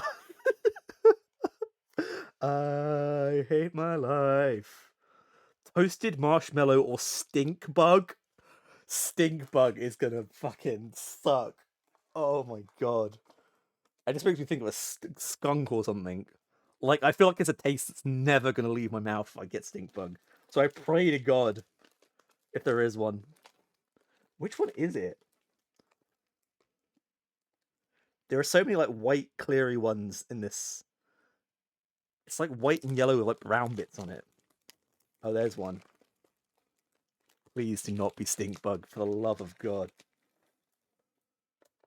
Is that it? No, that's not it. What the fuck is stink bug? Is it that one? No, that's too orangey, surely. Is it that one? Please be stink bug. I can't find it.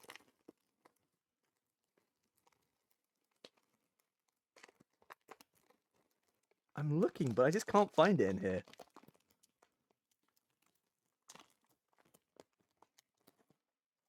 Oh, that's it, right? That's gotta be it. Okay. For the love of God, please do not be stink bug. There we go. Oh, thank God. Thank fucking God. It's toasted marshmallow. Fuck you, Ellie. Go to bed. Don't come back here. Oh, praise the Lord. Hallelujah.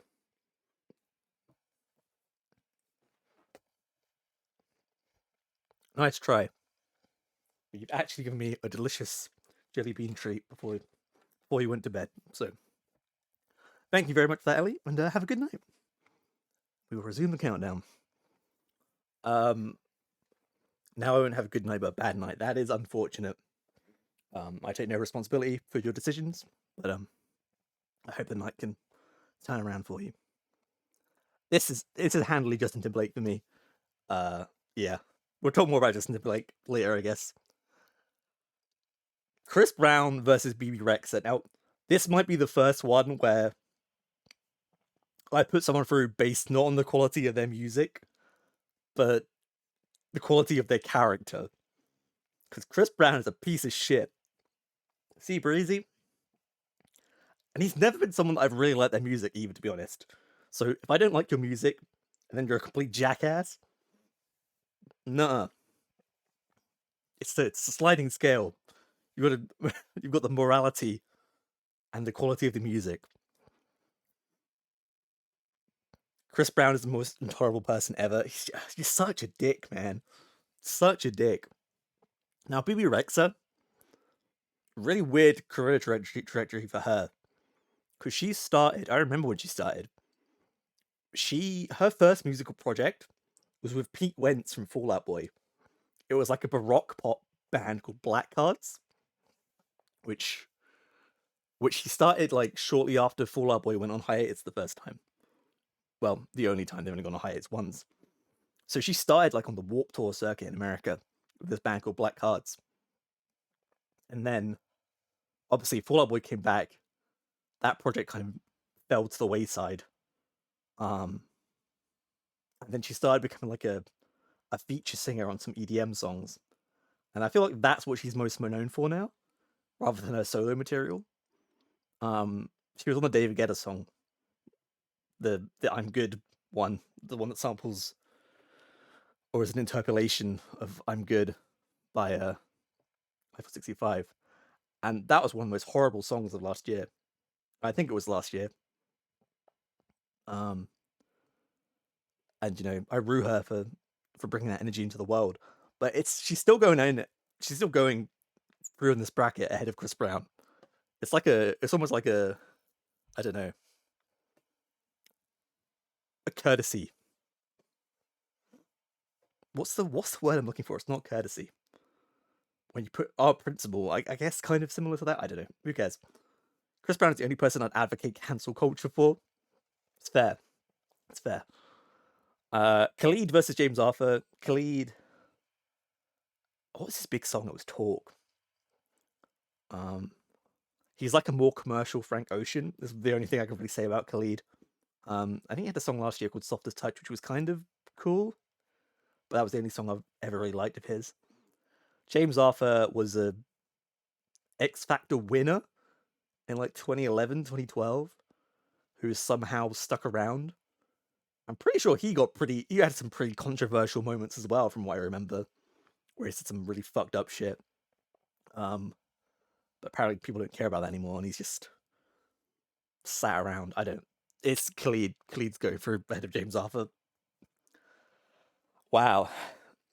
Now we've got two rock titans going up against each other.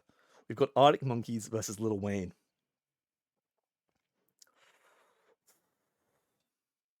Who's made the best rock album, guys?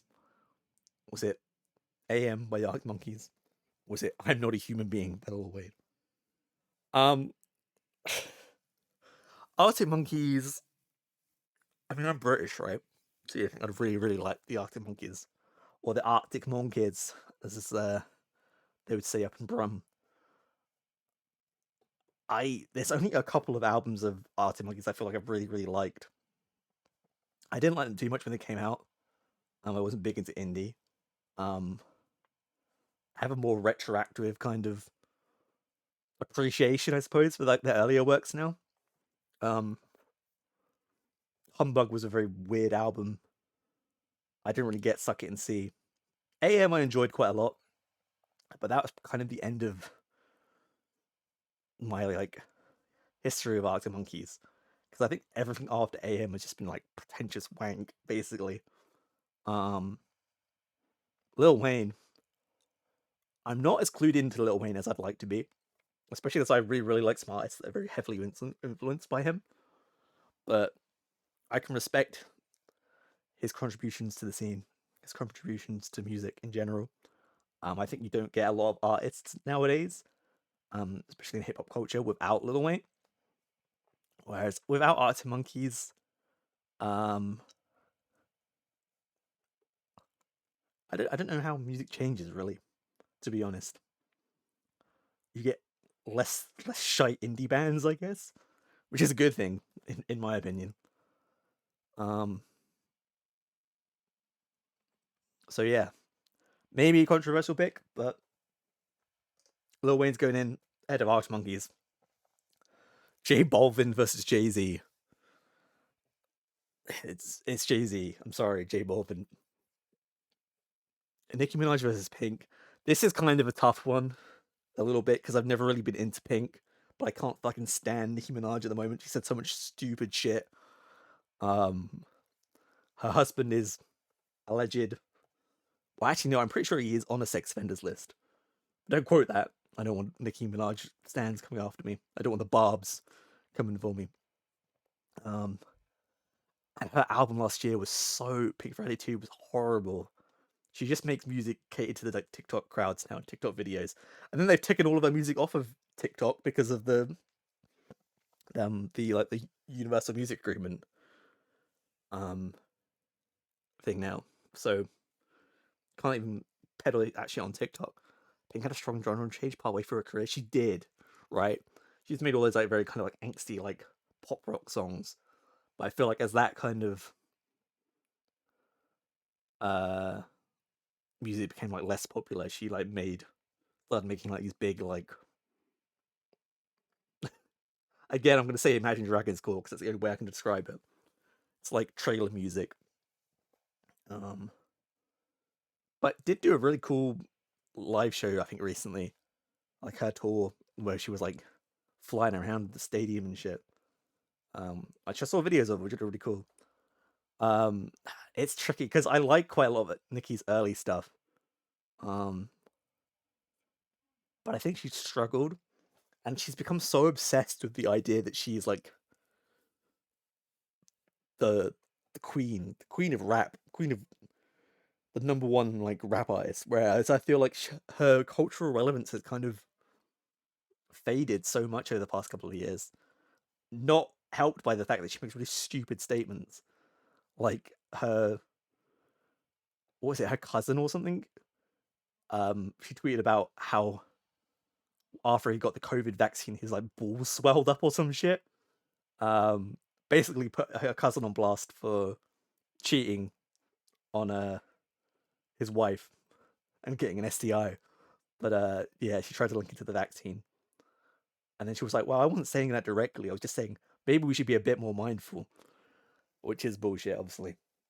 And yeah, she's just so antagonistic, which I guess is not necessarily a bad thing, but all the time. But I feel like she's so unnecessarily antagonistic. Tricky. Because I would still rather listen to early Nicki Minaj than most of Pink's discography. Oh, I don't know. I don't know what I'm gonna do. And it's not like it's an easy next, like it's a clear cut next seed.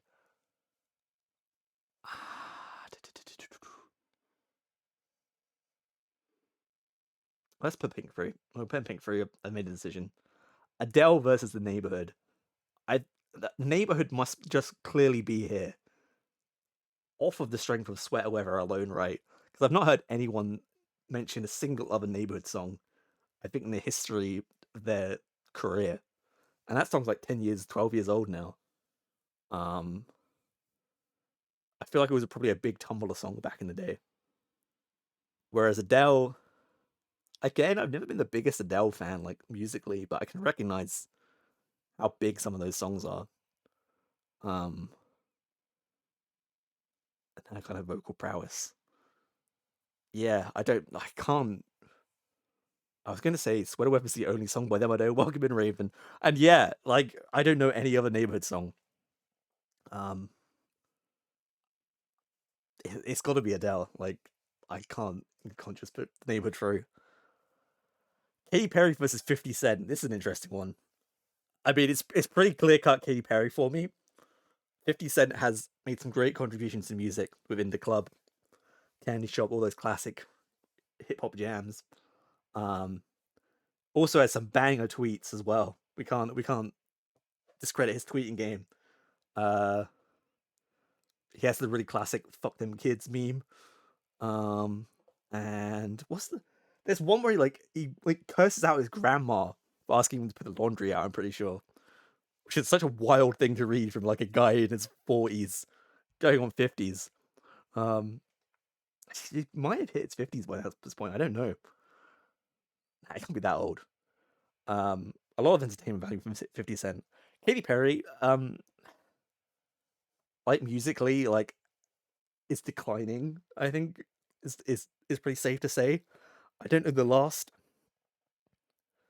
I feel like the last full Kitty project I listened to and liked was Prism, which was 2013, I think. With like Raw and stuff on it, and Dark Horse with Juicy J. I can't remember what the other singles on that album were, but there were some good ones. I didn't really like the album that followed it. I can't remember the name of it. Pendulum or whatever it was called. The one with Swish Swish. Is it bad? I don't know any recent songs by her. No, I don't think. The most recent song I remember from her was Never Really Getting Over, I think. And she did the Just Eat advert as well for a while. The Somebody Say Just Eat. Which is, I feel it's not a good thing if that's the last thing that I can remember from you as an artist. But this album, The Clown Picture, is promo from, I think it's called Smile. It came out a couple of years ago.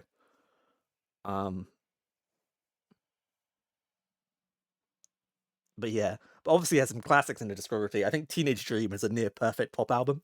And if you ever owned like one of the original physical copies of Katy Perry on Teenage Dream on CD, CD smells like candy floss. It's like heavily perfumed, and it still does to this day. I still have that album, and every time if I open it, which I don't open it very much to listen to, obviously, but sometimes I just go and like open the case, be like, still smells like that candy floss, and it's very cool. So we're putting Katy through. Imagine Dragons versus Sabrina Carpenter. I feel like people aren't going to be very surprised of how this goes.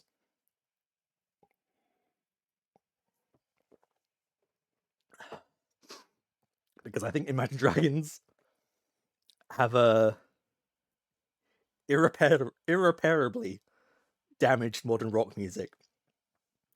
Imagine D's nuts. Dragon D's nuts. You missed the dragon part. It's a very important part of that joke, I feel. Yeah. God awful.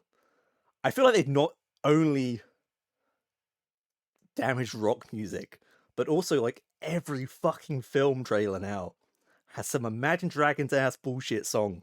It's usually a cover of like an older song, but it just has like the big like boom, like with the big drums and like the over dramatic vocals.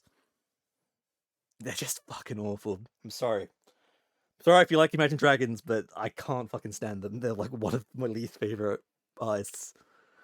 Sabrina Carpenter is she's not relatively new. I think she's been going for a good like 7 years or so. But commercially is only kind of started seeing success in the past 2 years or so.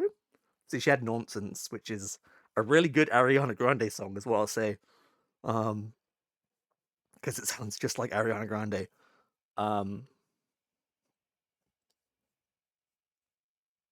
And yeah, there are songs on that album as well. I have a bad taste in music confirmed. Hey,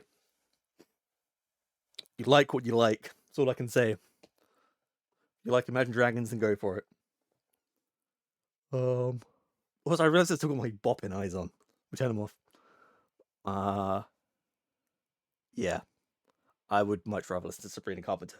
Also, if you've not seen like videos of her doing the Nonsense outro, where she like does it based on the country or city she's playing, she usually makes some kind of like weird sexual innuendos, but they're worth watching. Oh god, my reflux is kicking my ass today. I'm sorry. I've had like fucking no sleep, and well, no, actually, I've had the opposite of no sleep, where I've had too much sleep. I keep waking up at like 1 o'clock. It's not good. Oh, I've seen these videos on TikTok. Yeah, I imagine they get shared on like things like TikTok a lot. Yeah, it's pretty funny. Pretty funny. I'm looking forward to seeing more music from her. Doja Cat versus DJ Snake. What was the big DJ Snake song? It wasn't Harlem Shake. That was Bauer. Turn Down for What? Turn Down for What is DJ Snake. That's the song with Lil Jon, and someone else is on that song as well, right? Yeah. Again, Doja Cat as an artist, I think is very, very weird. And not necessarily in a good way. However, there are songs of hers I do like. And in this matchup, I've not heard a DJ Snake song in years, so I'm just gonna put Doja Cat through. Then we have Marshmello versus Wiz Khalifa, and we made it through. We made it through a whole hour and 5 minutes, and I only laughed like 4 or 5 times. It was 4 times, I think, right? It's pretty good. Pretty good going on my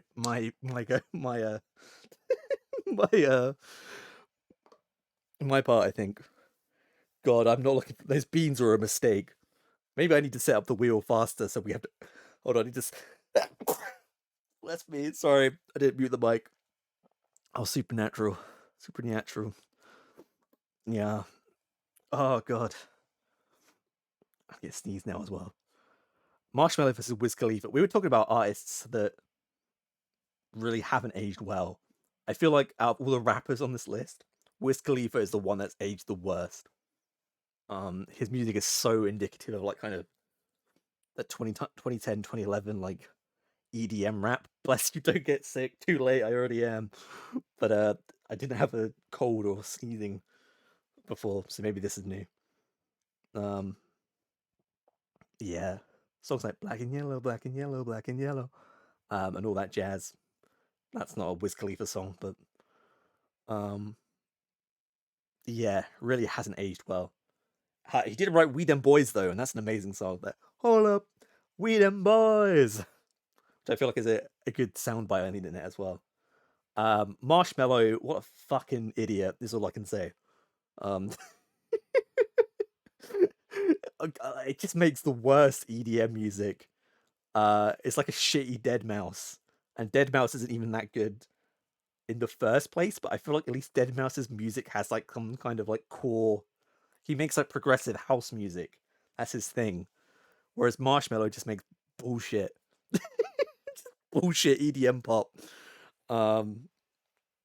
He had a Coca-Cola Creations There was like caramel sugar or something, or caramelized something, burnt caramel. I can't remember what it was, like burnt caramel or something. That's pretty tasty.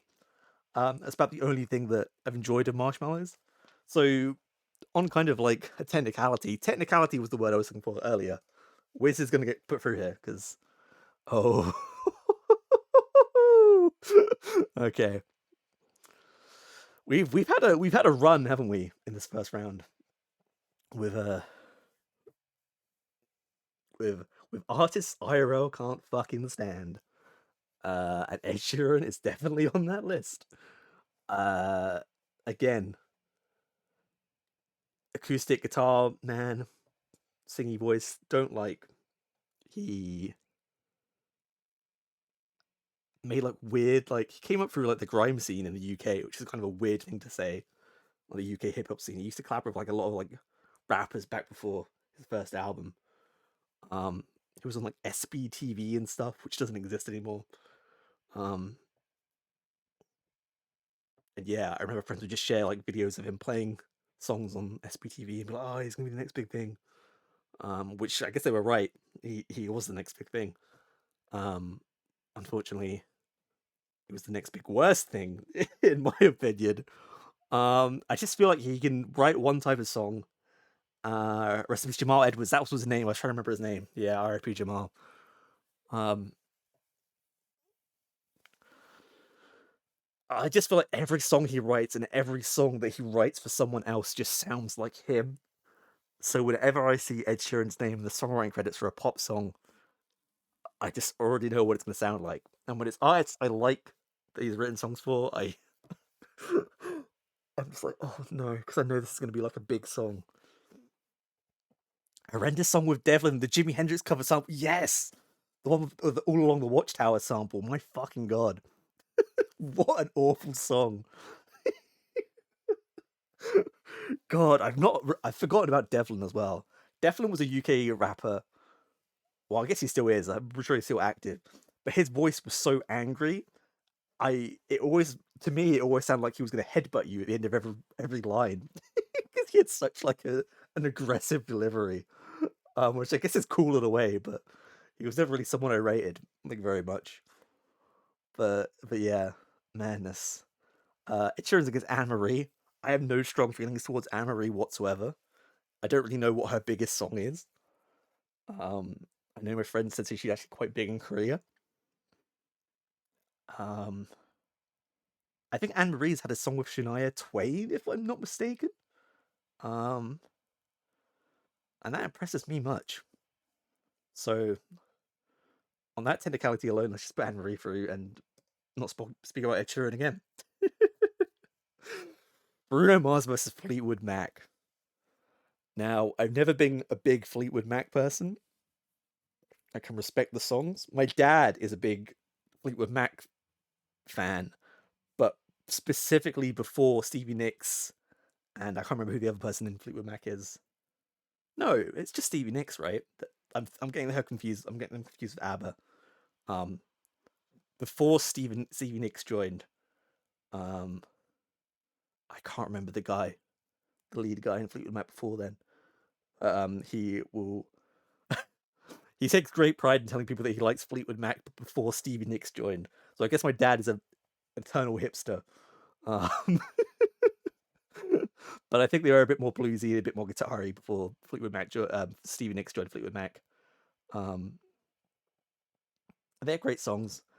Bruno Mars, what a fucking career trajectory for this man, because he came in making like the worst shit possible. Like Just the Way You Are, Grenade, those songs were so over dramatic and overblown, just kind of, I don't know. It's like Tumblrcore almost. But it's not because it's too popular to be Tumblrcore. But yeah, just was making music for fucking squares. Then he comes out with the Locked Out of Heaven, which was an improvement. Still some weird songs on that album. But definitely like going in a kind of like everyone compares Locked Out of Heaven to The Police. And then it releases 24K Magic, which is like, my god, what a fucking album.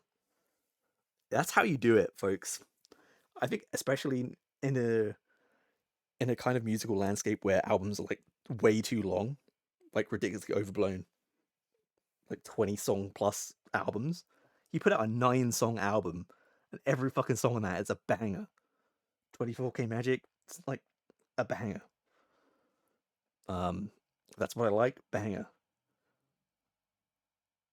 Chunky is an album track, but I love that song. Chunky. It's, yeah. I feel like where The Weeknd has kind of occupied like the Michael Jackson spot, Bruno has kind of, in a sense, gone the Prince route. Maybe not the best description, but the only one that I can think of that comes to mind. And then he had the Silk Sonic album as well a couple of years ago of Anderson .Paak. Absolutely phenomenal. So I'm sorry to Fleetwood Mac, but I think Bruno is going through here.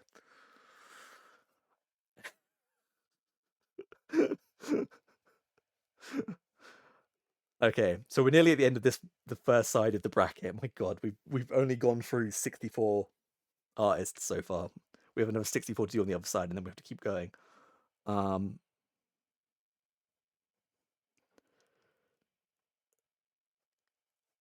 Yay, yay indeed. Obviously, you know, Ye has become a bit of a, I don't know what to say about him anymore. I spent so many years defending this man, and now I don't feel like I can do it anymore. I think in any other world, I would probably just reject Kanye West on principality.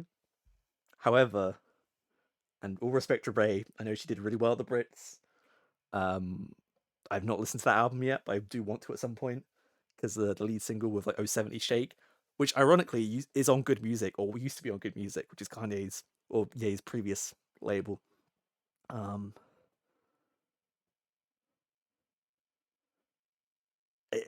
Kanye's just have his discography is just too important. If you take Kanye West's discography away from music, like, it's been so goddamn influential on not just hip hop, but I just feel like the modern musical landscape.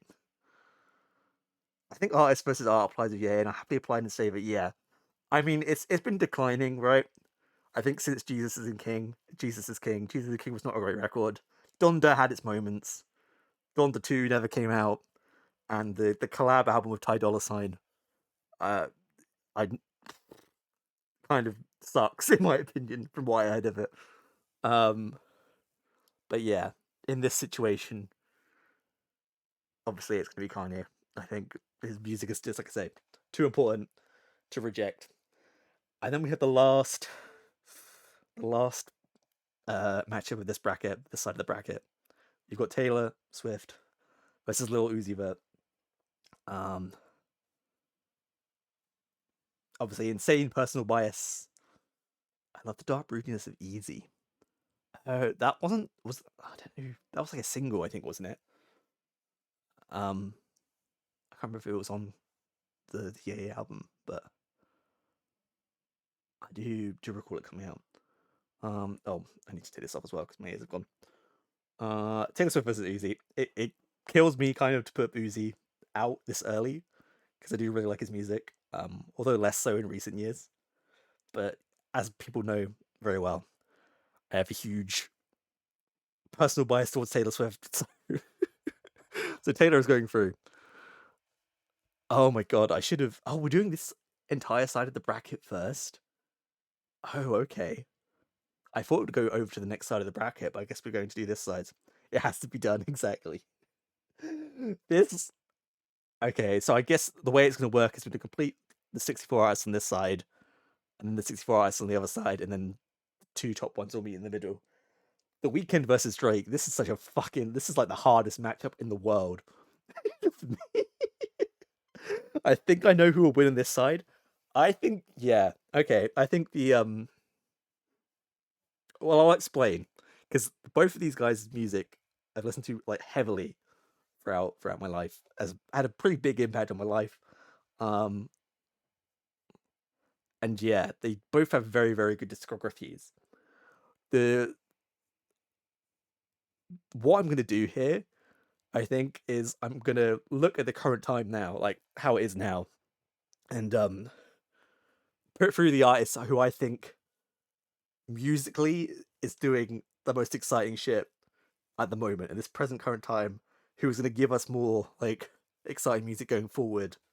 Um, and yeah, it just has more to give. It's the like Real Madrid being drawn against Man City in the UEFA Champions League's quarterfinals.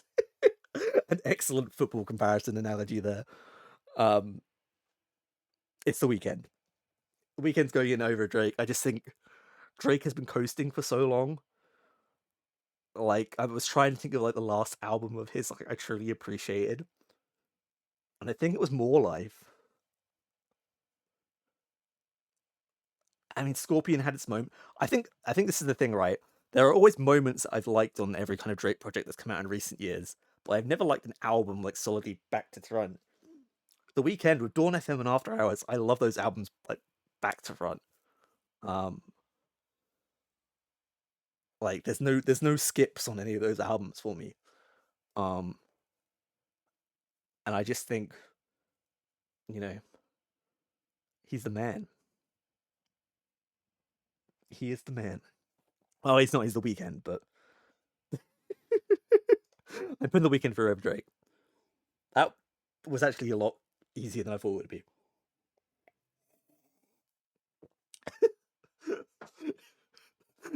These are such weird matchups now. Flow Rider versus the Grupo Frontera group from Mexico. I am curious. I do want to listen to more of this Grupo Frontera band. They are quite interesting. Um, like I say, Mexican country with accordions and shit, and like reggaeton elements. Very cool. Flow Rider. I don't think Flow Rider is going to give us any more bangers in the future, but are the bangers that he has given us enough to put him through here in this matchup? Gotta go, lad. Great stream. I'll check the VOD for the final results. No problem. Thank you so much for being here, Woo Man. Take it easy. Have a good one. I don't know how much longer I'm going to be here. I did not expect I was going to take this long, but I guess it might do. Might be here for a couple of hours. I. It's almost like a coin flip for me here.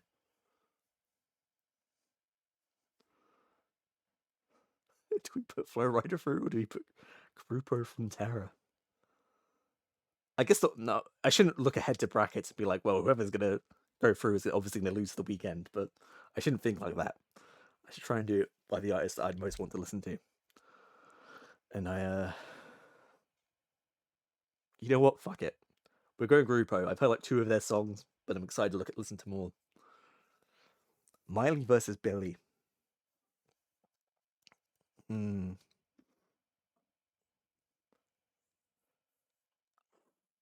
They're both artists. I'm kind of curious to see where they go next. I think obviously Miley has a much longer career. Has given us a lot of good moments, a lot of bad moments. What, like I said, that Flamin' Lips record when she has the lyric, "Why you stick the dick in the pussy?" That was life changing. Probably not the right reason. But she's got character. I think her last album though was very, very boring, to be honest. It was very, very kind of like adult contemporary music. Mumcore, dare I say it. Ellie's not here, so I can say it now. Whereas Billie, I feel like Billie has so much more to give. And I think in the grand scheme of things, there are a lot more artists like Miley Cyrus than there are Billie Eilish. I think if you take away Billie Eilish from like current modern music, you lose quite a unique figure. Whereas if you take away Miley, there are other artists that do what she does like well enough that I don't feel like you'd necessarily miss her presence too much. So I think on that kind of mindset, with that kind of line of thinking, I'm going to put Billie through here. I agree, Billie is really unique. Yeah, absolutely. Shakira versus Lady Gaga. I mean, heavy personal bias, but it's got to be Gaga here. Shakira got through the first round. But yeah, Gaga I think is very important still. Maybe well, maybe her influence is declining a little nowadays. But like I say, she was my introduction to pop music. And yeah, her contributions. She's got such a massive discography full of bangers. Like I said, when I saw her a couple of years ago, she opened with Bad Romance, Just Dance, and Poker Face. And like, how many artists can just fire that off as an opening salvo to their set? Like, three just absolutely fucking massive tunes. Um, yeah, it's my thing's frozen. Why am I frozen? Hello.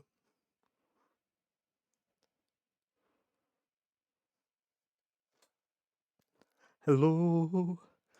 Is it me you're looking for? I guess I'm still connected, which is why I don't understand. Oh, no, this is trapped. Oh, I'm back. Okay. I think everything flipped. Shakira song give me flashbacks to my mum cleaning at 7 a.m. on a Sunday. My god. 7 a.m. on a Sunday. That's a crazy time to be cleaning anything. Especially with Shakira playing on a Sunday morning.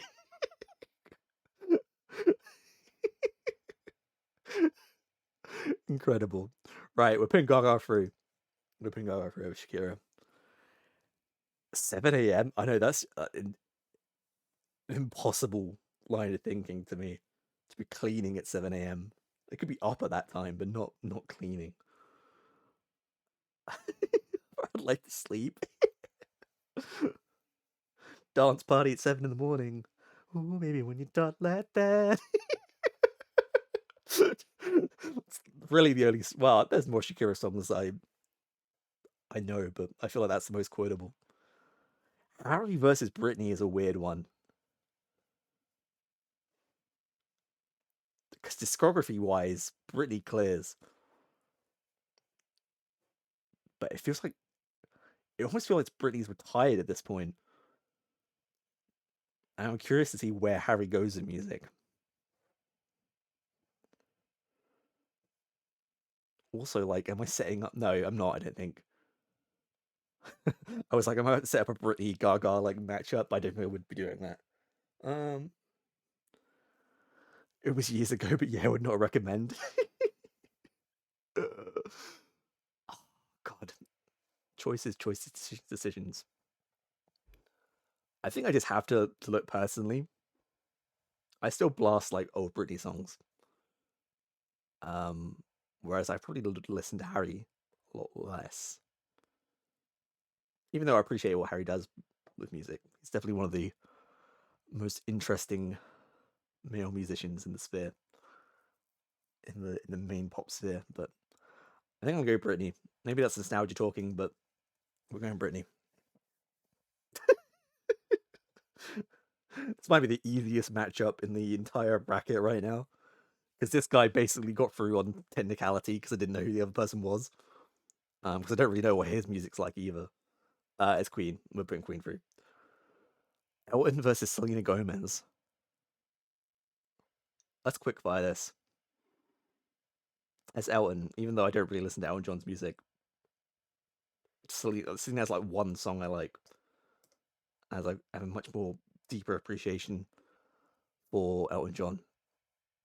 Usher versus Halsey. This is quite handily Usher. Again, like I said earlier, great discography. I say peace out, A-Town Down all the time. It's part of my lexicon. I have to give it to him. Sorry, Halsey. Kali Uchis versus Justin Timberlake. I feel like Kali is going to be making more exciting music than Justin Timberlake in the future. Justin Timberlake just put out an album. It has some okay songs on it, but some of them are really bad. The singles were awful. Like, Justin Timberlake's prime era is definitely gone. Like, I'd say from his debut album, Freedom Futures XX, Love Sounds, and even the 2020 experience as well, even though part 2 was not as good. Um, musically that was like his prime, and everything after that has kind of been air. I'm gonna go have some dinner. Dinner at this time. It's like 10 o'clock in your time. You make me despair. But thank you. Have good dinner. Have good noms. Have a good night. If you don't come back. Yeah. Oh god. I mean, I can't say much. I've not really eaten today, like I said. But that's because I don't feel well. I just love those 3 Justin Timberlake albums I just mentioned so much more. They are so integral to my musical upbringing, I think. It's dinner because I was working on the puzzle done now until I finished it. Well, we should finish the puzzle. Fair enough. Enjoy your dinner. I'm putting JT over. This is like another one where I don't really, for a second round bracket, this is not one where I have a clear bias here. We're going Khalid. Bebe Rexha. Lil Wayne versus Jay-Z. For hip hop heads, this is a big clash. Is that how Bebe Rexha looks like? Yeah, I think so. I was saying earlier, very like kind of weird career because she started off in like a in this band with Pete Wentz from Fall Out Boy in like 2011 or 2012 or something, and then has obviously become like a EDM singer person, but yeah, very weird career trajectory. But that's what she looks like. I don't know what her nationality is. I want to say she's Albanian, but don't quote me on that. But yeah, that is what she looks like. Lil Wayne versus Jay-Z. I was mixing her up with HER. To be fair, I probably would have been able to tell you what her looks like either, but I know musically they're quite different. I think for my taste in rap music and hip hop, as much as I can respect Jay-Z, has had some great, very classic records, very big records. Some great quotables. Love, I can't get enough of it. It's my favorite Jay-Z line. It's probably one of the worst, but I quote it all the time. Lil Wayne's music, I think, has just had more of a direct impact and direct influence on a lot of the artists that I like today. So I'm going to put Lil Wayne through. Pink versus Adele. Again, they're not. Neither of these artists I listen to a lot.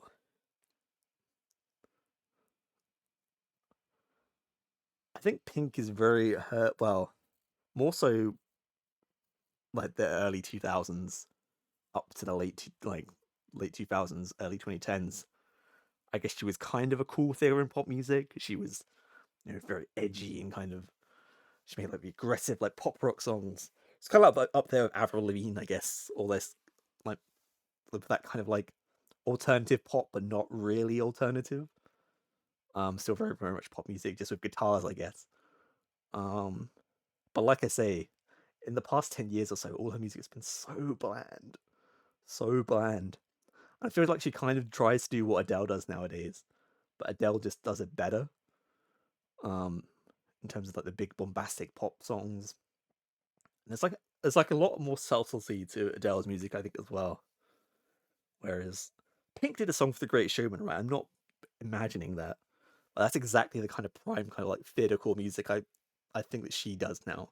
Whereas Adele just has a kind of more, I don't quite know how to put it, but like a more timeless quality to her songs. I feel like they'll stand the test of time better and won't be like cheesy or corny in the years to come. Whereas I don't think I can afford Pink that same luxury, I guess. So on that account, I'll put Adele through Pink. Katy Perry versus Sabrina Carpenter. Sabrina, I'm really excited to see what you do in the future. You've not made a Teenage Dream yet, unfortunately, so we're putting Katy Perry through. Doja Cat versus Wiz Khalifa.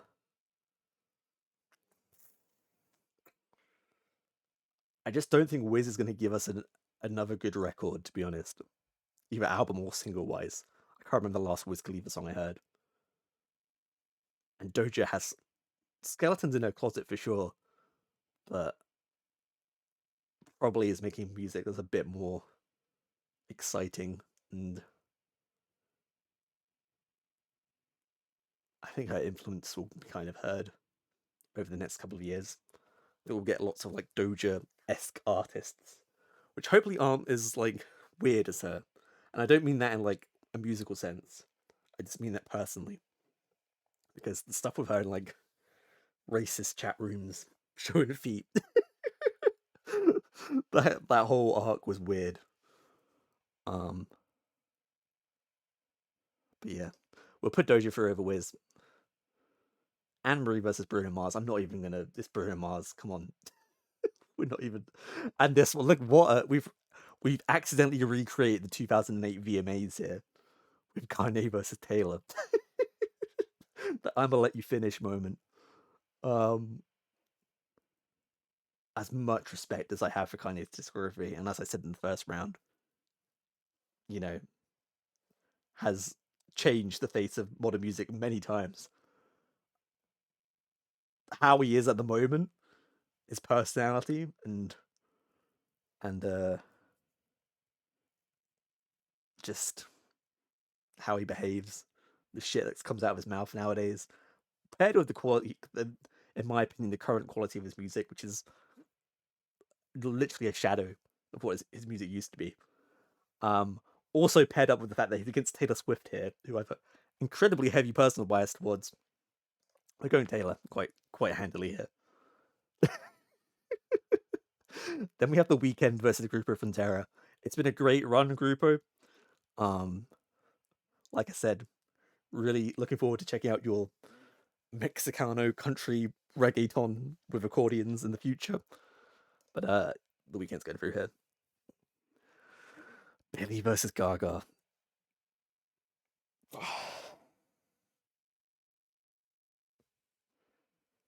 In a lot of ways, it feels like Billie fulfills the role that Gaga used to,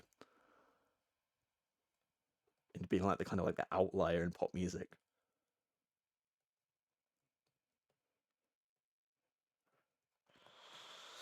Oh, I'm thinking hard here. Obviously, again, I have a heavy personal bias towards Gaga in this situation.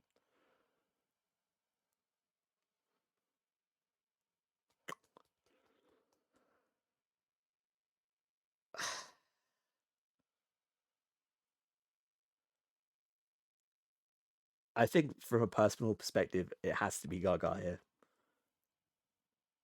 And nostalgia may play into that, like I said. But it's a kind of exciting, unique as I found like Billie in like the modern like pop landscape. I've never been super big into her style of singing, to be honest. It's like ASMR core, like I said earlier. So muchos respect to you, Billie, but we're going Gaga. Britney versus Queen.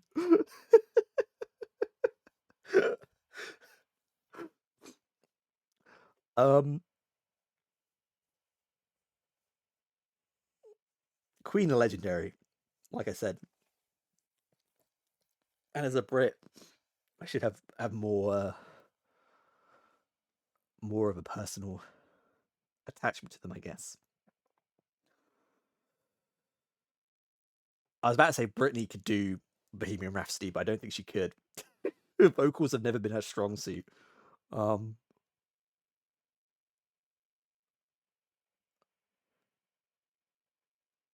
If I was at a party, I'd rather listen to Britney Spears than Queen. If I was sat at home doing nothing, I would rather listen to Britney Spears over Queen. So I go Britney over Queen. Elton versus Usher.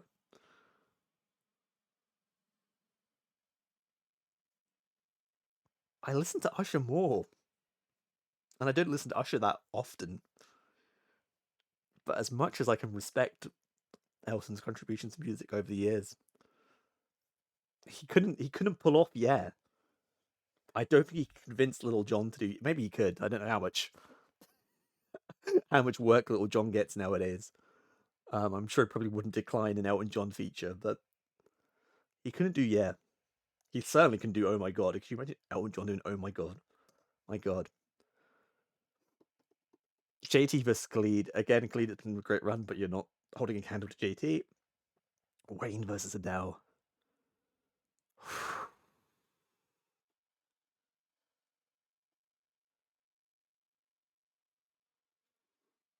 Adele is incredibly good at what she does. Like, her vocals are astounding. But she's very one-dimensional. Whereas Lil Wayne can't sing for shit. But he can rap his ass off, and he has made like music in like a multitude of genres. Um,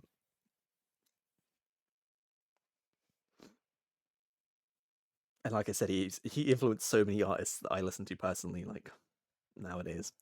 So I think really put Wayne in over Adele. I think we are. Oh, Katie versus Doja. I'm sorry, like I said, you don't have a teenage dream. So Katie, God, these answers feel so nostalgic. Like they feel like they're so like. It's not like old head in the sense that like, I'm putting through all the bands that are like in the 70s or the 80s, but it's all artists that were around in like the 2000s and 2010s. Oh, Bruno versus Taylor.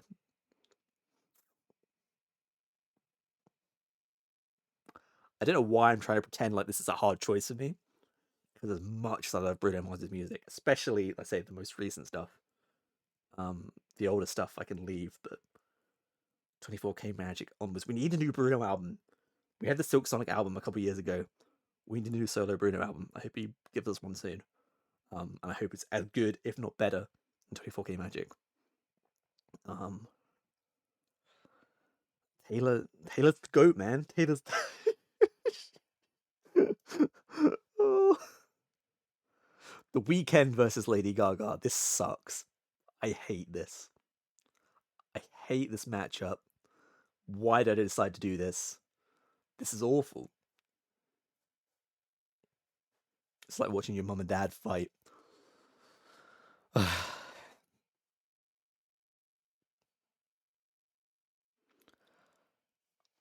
I don't want to say Lady Gaga's past her prime. I want to believe that she could still make like really, really like even just amazing pop songs, or just go completely fucking off the rails and just make the craziest music of her career. But it does feel like she has mellowed out to an extent. Um, even though Chromatica was not like a mellow album, really. And I do feel like she will always give us something different, even if it's not something I personally like. I felt very much like that way with her album Joanne. It wasn't really like music I was that into, but I respected her for doing it, and I knew it was only going to be like a one album thing. I knew that wasn't going to be the trajectory for the rest of her career. I just think The Weeknd has so much more to give. Like going forward. And I think why Lady Gaga does like really represent a lot of my like my pop like listening, pop influence and that kind of thing. The Weeknd has that pop influence, but also like so much more that I listen to. Like a lot of like the electronic and ambient genres, funk, like city pop, all sorts. He represents that all in like one package. So I think, as much as it pains me to do it, we're putting The Weeknd over here. Britney versus Usher.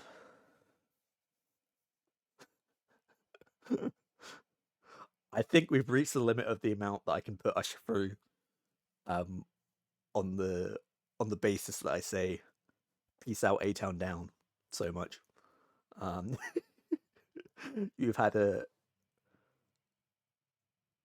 incredible impact on my lexicon, Usher, but I think Britney takes this. Justin versus Lil Wayne. JT versus Lil Wayne.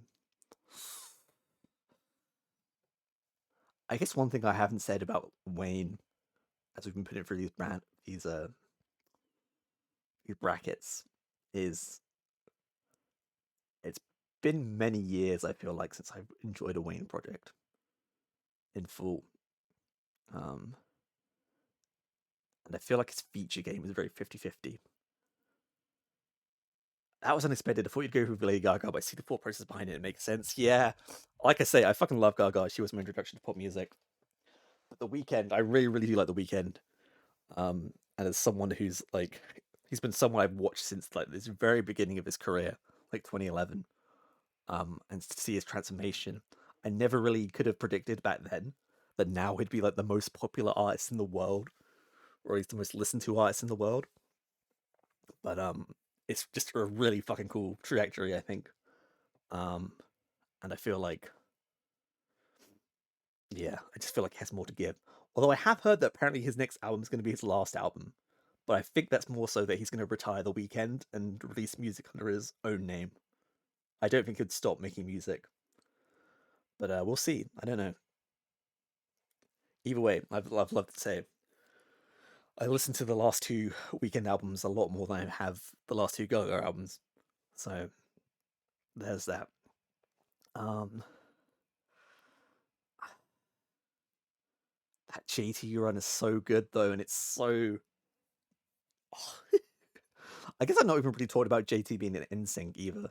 But then again, I've never NSYNC were a little before my time, and I think they were more like catered towards an American audience rather. I don't think their success translated very well over into the UK. I feel people more familiar with JT than NSYNC over here. That, as like I said, Justified, Future Sex Love Sounds, and the 2020 Experience. Every time I see Justin Timberlake here, I'm bringing sexy back. Yeah. You've got to have the yeah in there as well. Yep. Such a weird song. Like, it's weird to think like a song like that. I don't know. I don't know if people see it as a weird song, but I see it as a very, very kind of weird off-kilter song. And to think that it was a hit is just like really mind-blowing. But it's an amazing song. It's an incredible song. But yeah, I think, like I say, Lil Wayne, massive influence on a lot of the artists I listen to nowadays. I just don't think anything he's got is beating that free album run of Justin Timberlake's. So we're going to go JT. Katie versus Taylor.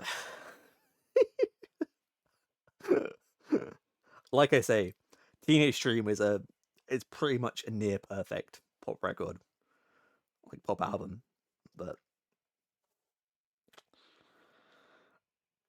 Taylor just has way more versatility to her. It was nice knowing you, Katie.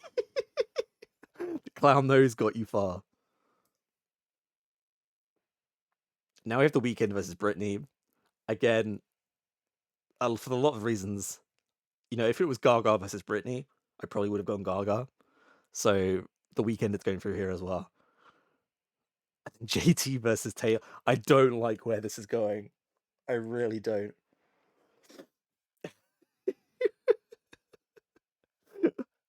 If JT versus Taylor Swift. Again, like JT's great. Those free album run is impeccable. Like to say the stuff with Pharrell, stuff with Timbaland. Can't be beat. But it's declining. It's declining odds. To say the last album was not very good. The album before that was even worse. He did. I can't believe. How could I not mention that Justin Timberlake is responsible for one of the worst pop songs of the last 10, 15 years, which was Can't Stop the Feeling from the Trolls movie. That is a god awful song, and it was fucking everywhere.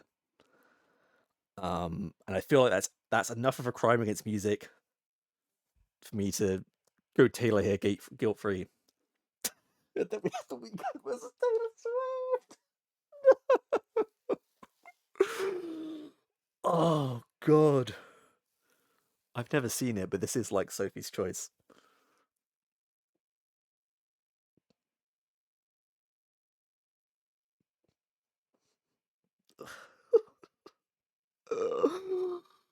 Oh, because they're both artists I followed for like most of their career.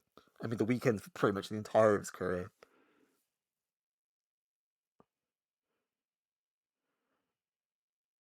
And they're both usually in my top 5 Spotify as well. In terms of artists I listen to a lot. I don't know. I don't know who to pick. It's both an option, unfortunately not. This isn't even the final bracket, Raven. There's a whole other side that I've got to go through yet. I can't believe it's taken me 2.5 hours. This is only one side of the bracket. Though I feel like this should be the final. This should be the final like battle, but it's not, and that kills me. Fucking hell.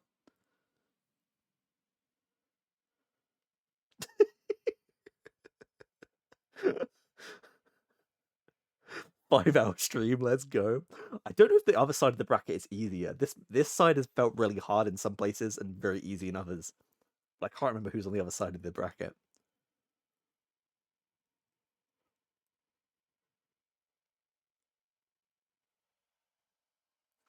I'm doing it. Personal bias has gone through. It's Taylor. Rihanna versus Alicia Keys is the first matchup of the second side of the bracket, which you can't see, unfortunately. Maybe if I zoom out. Oh, okay. If I zoom out slightly, we can see the other side of the bracket now.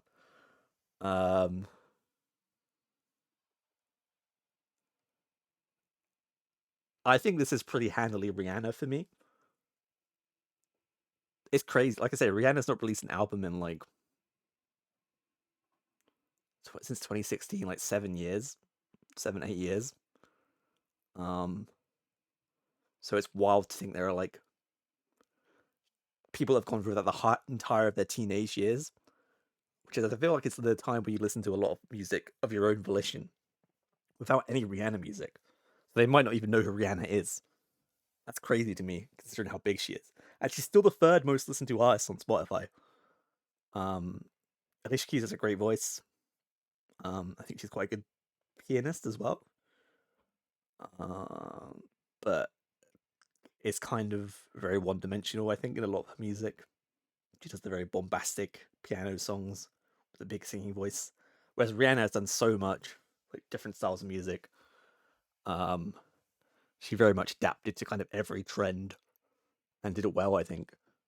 Especially between kind of like the late 2000s to the mid 2010s.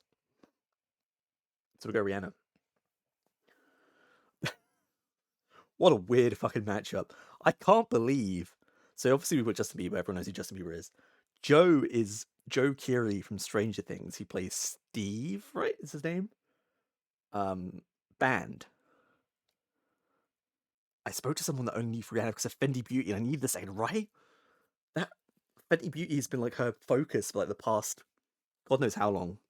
Pretty much since she was doing music. Yeah, it's wild to think. Yeah. Joe Keery from Stranger Things has a song called End of Beginning with his band. That I believe is just like some like kind of astronomical TikTok song. And obviously Stranger Things was a really big thing. But somehow off the strength of this song going viral, he's in like top 128 most listened to artists on Spotify at the moment. So kudos to him. I listened to the song. It's kind of interesting. I think you just say his name was Joe. I guess Joe. I don't know. It's DJO. I can't think of any other way you do it. I think it's just like a funky spelling of his name. I guess. I had no idea he was a singer. So I knew he was in a band before Stranger Things, but I don't know if this is a new band or if it's his actual band they had before Stranger Things. And I had no idea how popular the song was. Apparently, it's just in like TikTok videos everywhere. It's got a guitar hit. It's just like dun, dun, dun, dun, dun, dun. Like madness. Kind of cool that he's here. I don't think I can put him through over the Biebs though. And the Biebs, I could talk for ages about Justin Bieber. Like, he had such a weird, well, not a weird career trajectory, but like, I think from Believe onwards, he had a real uptake. So Believe, Journals, and what was the album after Journal? Purpose. Those 3 albums are really good Justin Bieber albums. I think everything before Believe I can kind of give or take, especially songs like Baby and stuff like that. And then after, like, Purpose, it just feels like he's made the same Redemption album like 3 times with like worse songs on. Like Yummy was so bad. That song was horrible. And this oh, it's Justice, this album was called, wasn't it? I can't remember any of the songs off of it. Oh, Peaches. Peaches was kind of a fun song. But yeah, it feels like he's made like a Redemption album like 3 times in a row. And it's like, how many times can you make the album being like, oh, I changed. I found God now. God is my purpose. Like, I've let things go, that kind of thing. I'm not a bastard. I'm not an asshole anymore. Like, I feel like if you make a Redemption album, then you immediately follow up with a Redemption album, kind of defeats the purpose of the Redemption album in the first place. And if you do it again, then it's just like, okay, man. You really want people to believe that you're a good guy now, right? Yeah, I don't know. I don't think Bieber was ever particularly bad as well, which is why I find it weird that he's kind of hung up on the idea of making these Redemption albums, I would say. Like, he did stupid shit teenagers do, but he was one of the biggest pop artists in the world, so of course people are going to know about it. Yeah, it's Biebs. Beyonce versus A.R. Rahman. Again, A.R. Rahman is another one of these, like, Indian pop stars. I'm pretty sure this is the guy that was on J-Ho, right? By the Pussycat Dolls. That unlocks any memories for people. J-Ho, you are I'm sure this is the guy. Again, kind of listen to it on Spotify. I just don't quite get these songs that they seem to all be for like Bollywood, like movies or TV shows. Wait, that's him? I'm sure it's him. Can I Google it? I don't want to. I'm sure I recognize the name from that song, but maybe I'm completely wrong. I could just be getting it mixed up with someone else, and I apologize if that's the case. I really need to charge a second one of my iPhones for these streams so I can look at stuff on Google if I'm looking stuff on the internet. Regardless, I mean, it's Beyonce here. What my music knowledge is something else. I don't think it's that good, but thank you. Yeah, it was Beyonce there. Like, almost on a technicality, but also it's fucking Beyonce. Of course it is. Eminem versus A$AP Rocky. I don't like Eminem. I really don't. Like, he's had some like hits in the past, and obviously I can recognize his like technical prowess as a rapper, but he's just so contrarian. So much of his lyrics just shock value for the sake of shock value. I feel like it doesn't work nowadays either, especially as people have become kind of like more progressive. You know, saying like homophobic or like transphobic like things in songs doesn't make you like a whoa, you're so edgy. It makes you a fucking asshole. Like, and a lot of Eminem music just does the production and it just makes it sound like circus music to me. Like, it's got such a like a ha ha playground kind of vibe to it. And yeah, he's had some stinkers in the recent years as well. A$AP Rocky isn't someone that I super listen to a lot, but I've enjoyed pretty much every project he's put out, I think. Mine is Testing. I think Testing was uh, it was an experiment, but not one that paid off, I think. But like he's so synonymous with like cloud rap and like early kind of 2010s, like making that kind of almost like ambient rap music, that kind of thing. Um, and yeah, it's just really important to like internet, the evolution of like hip hop music and the internet in general. Um, I think I could quite comfortably put him through over Eminem, which probably would piss some people off, but I don't know. Travis Scott versus Anita. Again, Anita is not someone that I was super familiar with. Travis Scott is very much real, contrary to popular belief. Well, not popular belief, contrary to some people's belief. A Gremlin in particular seems to believe he's not real. I mean, it's Travis Scott handily here. I've loved Travis Scott's music for ages. I think he does really, really cool shit. Yeah. I don't have much more to say in this round, so I'll save it for another round. 21 Savage versus AC/DC. As much as I want to put 21 Savage through here, I think I have to be a bit realistic here. And and ground myself a bit and realize that AC/DC music. I mean, my dad was a massive AC/DC fan, or still is a massive AC/DC fan, I should say. So I definitely grew up with that music playing. You know, I don't think Brian Johnson could get away with singing Kim Jong, yeah, big bombs, but but who could?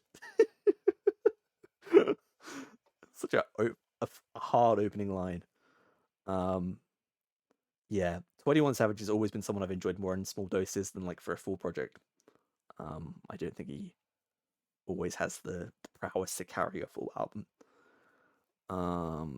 Yeah, I don't think I've listened to a whole AC/DC album. I've definitely heard the hits though. For those about to rock, Back in Black, obviously.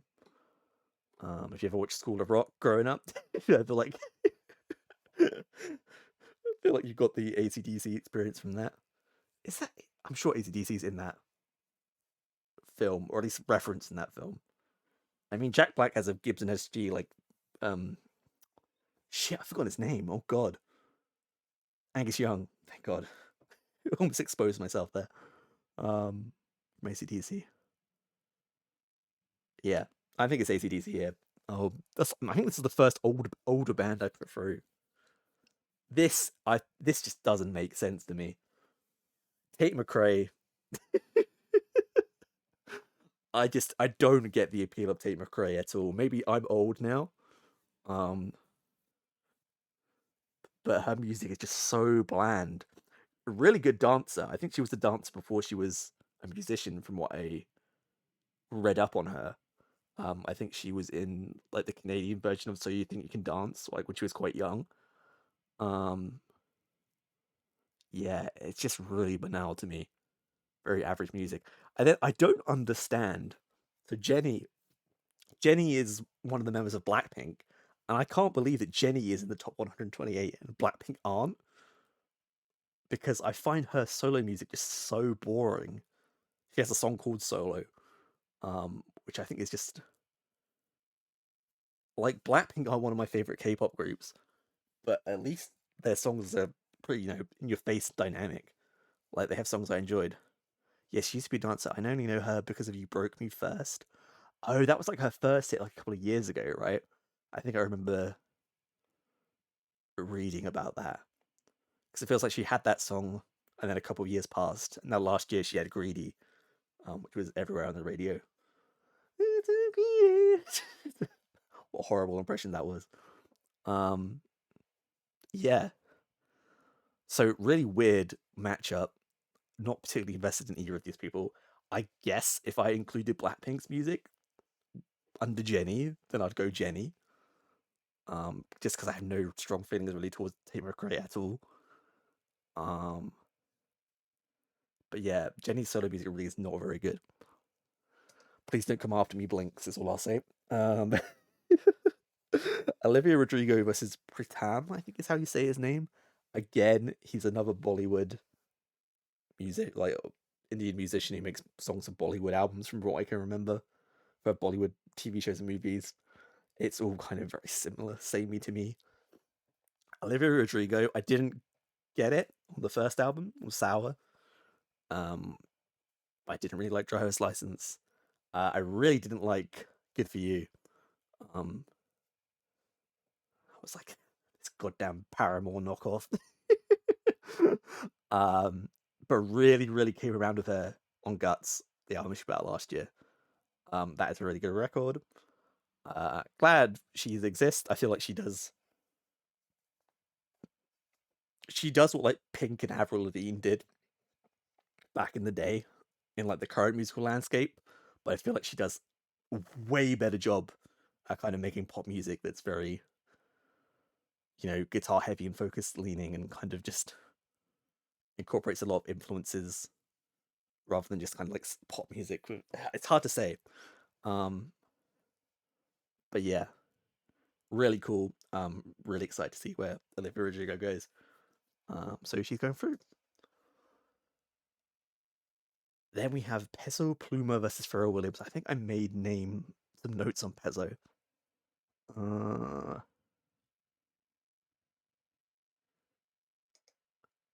Yeah, regional Mexico musician, makes Latin trap and kind of reggaeton. Has a song called Lady Gaga. That was one of the notable things that I wrote about Peso Pluma. He's against Pharrell, man. I think I do wonder. There's a subsection of people who are like, look at Pharrell and think, oh yeah, he's the happy guy, right? Which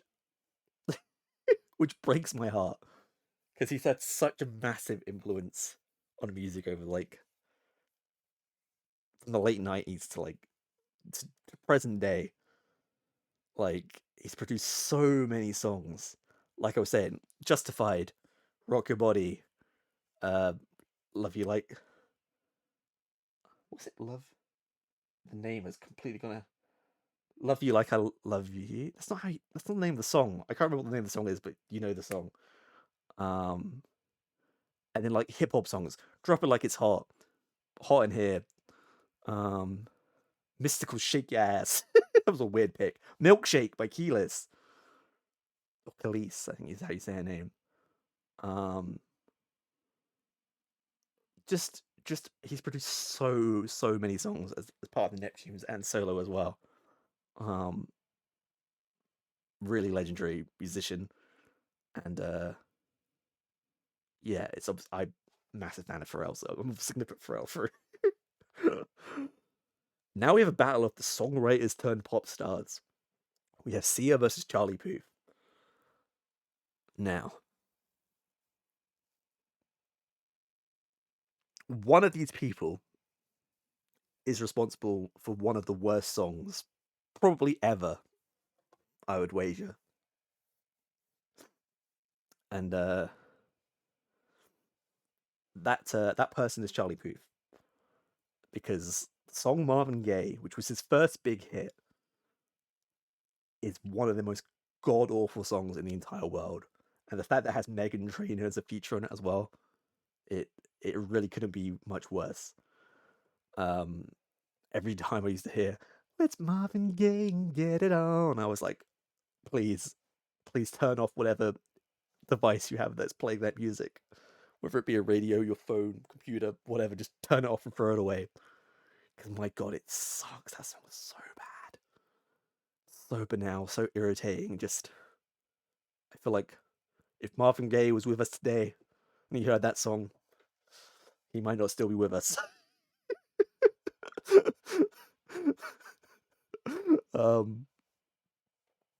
Having said that,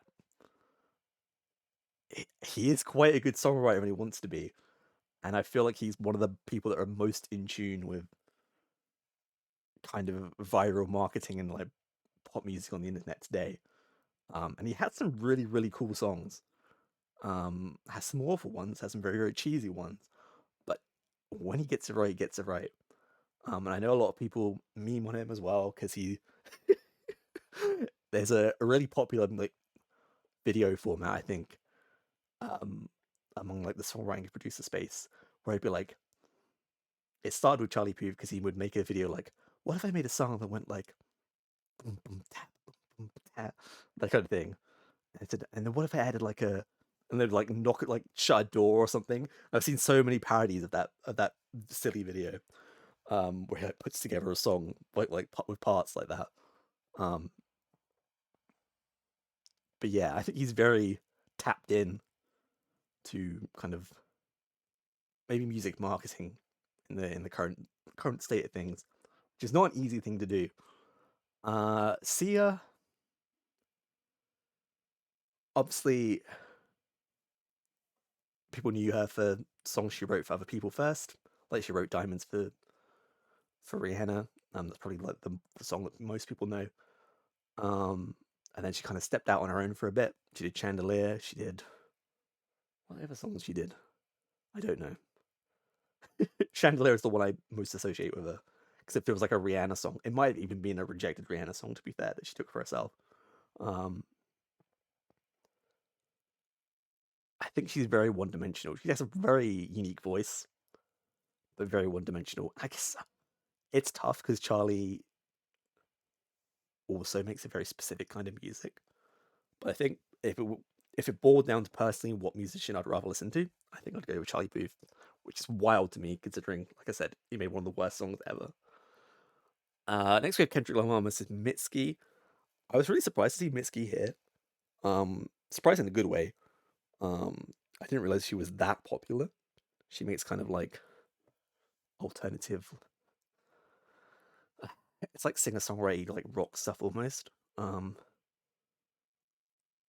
you haven't heard of her album "Be the Cowboy," I think it's a great starting point. There's some really good songs on that album. It's unfortunate she is against Kendrick in the first round because, as a big hip hop person, Kendrick has made some of the best rap albums the past 20 years. To Pimp a Butterfly specifically, and Good Kid, Mad City. But yeah, it's quite handily Kendrick here. Apologies, Mitski. Next we have Future versus Ellie Goulding. God. As someone who used to listen to Ellie Goulding's music, I look back and wonder how I managed to do. Again, very, very much of the time. I've seen her live a couple of times as well. And I guess she had like a weird, like unique place in pop music at that time. And her voice is very, very interesting. Her music has not held up particularly well, I don't think. And I don't think she makes particularly good music anymore.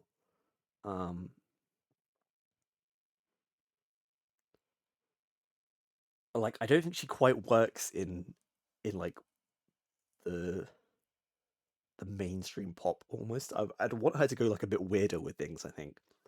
And I've felt that since when she released Burn, like all those years ago, which obviously was one of her more popular songs, I think. After like your Starry Eyes and your Lights and things like that. Yeah, Burn was the first song I heard of hers and was like, you don't do this kind of pop music very well, do you? Maybe it's because her voice is just a little too quirky for it. But yeah.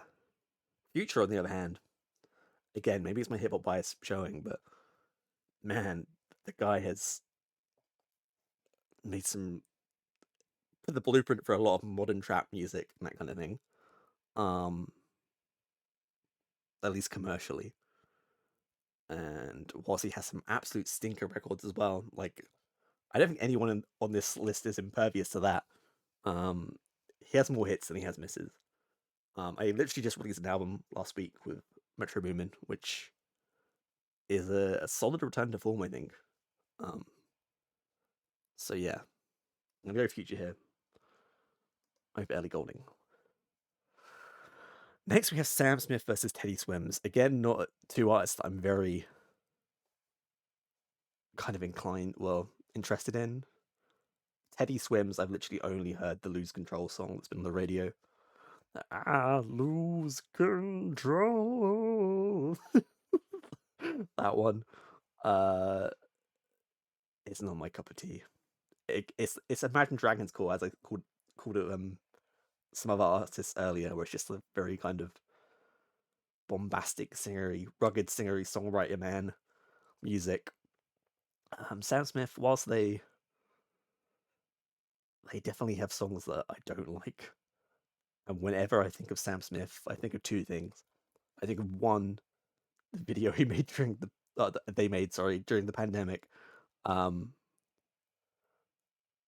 where they're like crying on the front door of their mansion, being like, "I just wish I could see everyone else is having such a hard time with mental health," which people were very unsympathetic towards, understandably so. And the other thing I think of when I think of Sam Smith is, I think this video has been scrubbed from the internet, unfortunately, but they have a video of a song they made. I don't know if they were still in school or if they were in college or something. But it was for a song called Bad Day All Week. It's an awful song. It's like, but the video was so funny because they were in like a UK secondary school or something. They had like the whole uniform on. It looked like they were making a song for like a media A-level like final project or something. And the song is so bad. Credit to Sam, you know. Their vocals were still going off, but it's such a funny song. If I can find it, I'll post it on the Discord because I think it deserves to be immortalized. But yeah, I'm gonna go Sam because they have more songs that I enjoy. The Latch with Disclosure was a really good song.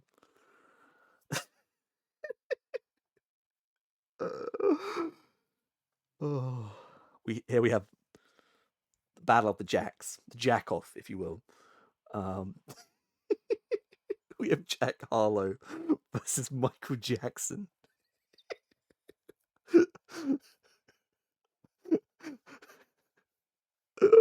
This is just an unfair matchup. It really is. I mean, Jack Harlow.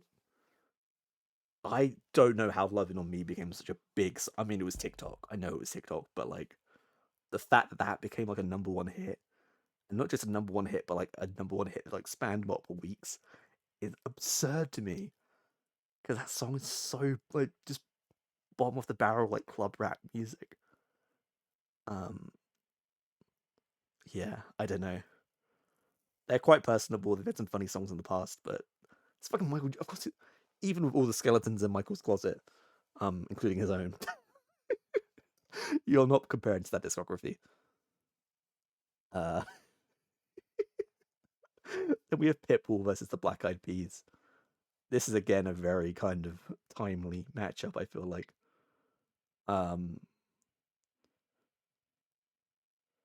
Black Eyed Peas have been suffering since Fergie left. Their music has just been really bad in general. I feel like they were better before Fergie joined, and then they had their heyday with Fergie. Some really good songs. Let's get us started. My Humps. What's the? Pump It Louder. And then they had that kind of the peak of their career with Good Feeling, not Good Feeling. Night's gonna be a good night. Wait, it is? No, it's not Good Feeling. What's it called? Dun, dun, dun. I can't remember the name of that song. That's completely gone out of my head. There, Boom Boom Pow. And it's kind of like that EDM kind of hip hop music. And at the same time, you kind of had Pitbull, he was going on all those like Europop like rap songs. Like had On the Floor with J-Lo, Give Me Everything, Neo. And then before that, had something like I Know You Want Me, and We at the Hotel Motel Holiday Inn, which was a really fun song. And he's Mr. Worldwide, everyone. It's Mr. Worldwide. Like they Dale on every song. Do like the isn't it I Got a Feeling? It is I Got a Feeling. Thank you, Raven. I can't believe I couldn't remember the name of that song. Hit Timber. It's going down. I'm yelling Timber. Pitbull was just such a funny music anomaly to me. I see Pitbull and I think you bring me joy. Like Marie Kondo, if it brings you joy, you keep it. And I think Pitbull is just a very funny music man. Not someone I would ever listen to in my own personal time. But if a Pitbull song came on a party, I'd be there. Whereas Black Eyed Peas, no, I don't. It's Pitbull. It's Pitbull. Okay. This is. I never looked up this person. Whoops. I didn't do my research. Anyway, this is Mike Towers, who I don't know who they are, but they're against Linkin Park, which is kind of unfair. Rest in peace, Chester Bennington. But yeah, Linkin Park. I don't know if Hybrid Theory is still the best-selling debut album of all time, but it was at some point. And yeah, they've just got such an illustrious career. It's such a shame that Chester went out when he did, because I feel like Linkin Park had declined like musically at that point, but I feel like they still would have had more to give. And like the classics like Hybrid Theory, Meteora, even Minutes to Midnight to an extent. And I think 1,000 Suns, people have grown to appreciate that album a lot more in recent years than they did when it first came out. They're just great. So Linkin Park going through here. Then we have One Direction versus J. Cole. Oh man. I think I'm going to surprise people here. I've never been a big J. Cole fan. I've always found him kind of pretentious, to be honest.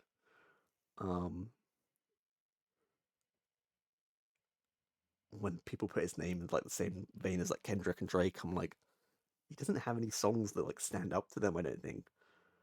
Maybe he's more like a rapper's rapper, where people can appreciate the lyricism. But he has some stupid lines as well. Like the laundry line or whatever it is. One of the albums. Whereas One Direction, I fucking hated them when they first came out. But you know, it's weird when you kind of think about it. They were the biggest, like, quote unquote rock band in the world for a while. Because after like those first two albums, they just started like interpolating and taking so much like classic rock influence in their songs. And there are some songs that like a lot of them are like faster smiles of like bigger like older songs, but they slap. Some of them slap. I think my favorite One Direction song is Stockholm Syndrome from is it from 4? It might be from 4. I think it's from 4.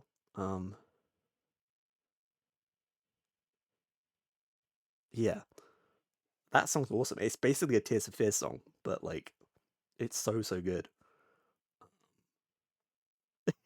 Thank you, Zappy. I'm a cat. I'm a cat man. I hope you're doing well, my dude. We are just trying to decide the best music artist of all time here. Not quite. Yeah, I think in terms of personal enjoyment, I'm putting One Direction through over J. Cole. This is not a good matchup. I don't think I did my research on this person either, unfortunately. The feed guy. I'm gonna hazard a guess that he makes some kind of reggaeton music. Because most people didn't know, made like some kind of Latin influenced like reggae style music. The Chainsmokers fucking sucked. I have weird history with the Chainsmokers. First of all, absolutely abhorrent music. Wesley Grindred or Slipknot are calling this list. They weren't in the top most listened to 128 artists on Spotify, Zappy, so unfortunately none of those bands have made the list. The closest thing you have is Linkin Park. um, yeah, Chainsmokers. Why? I because people don't listen to them as much. I don't know. Take it up with the world, Zappy. I didn't decide the list. I didn't decide what everyone listens to worldwide. Yeah, Chainsmokers. Oh God, does everyone remember the first Chainsmokers hit? Because it was Selfie, and goddamn, was that an obnoxious song. There, hold up, let me take a selfie. Random EDM music. I'm glad that period of EDM music is over now. People have no taste these days.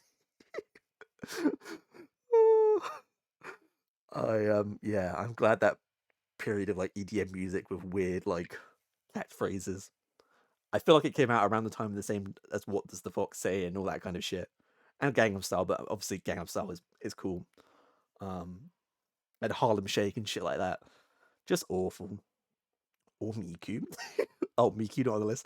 I think Miku's playing like Wembley Arena later this year, Zappy. They're bringing Miko Expo to the Wembley. Yeah, god awful. They're just also like they're like fucking frat boys.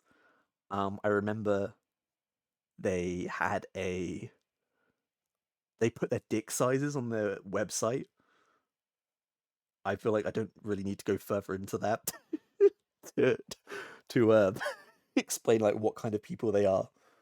But yeah, I don't know this guy, but because he's not the Chainsmokers, he's going. One Republic versus Camila Cabello, rising hyperpop starlet Camila Cabello. I don't even know if you say a name like that. It's Camila Cabello, I think. I like the Chainsmokers' first album. Disappoint me, Zappy. um, Again, not two artists I have a lot of attachment to. Obviously, Camila Cabello used to be with Fifth Harmony. She had Havana Ununa, which does have a Young Thug feature on it, so she's got that going for her. One Republic, obviously everyone remembers It's Too Late to Apologize. And they had other songs like Counting Stars and then that song from the Top Gun album. It's very milquetoast. I think Ryan Tedder is a not bad songwriter.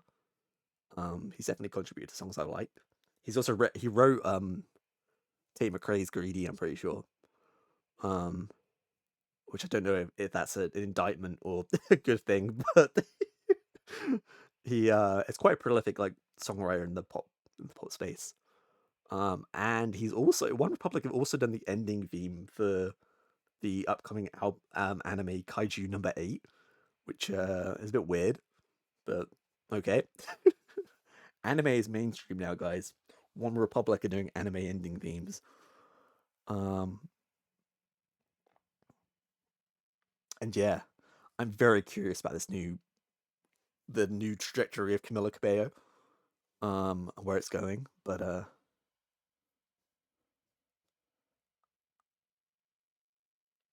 I don't know.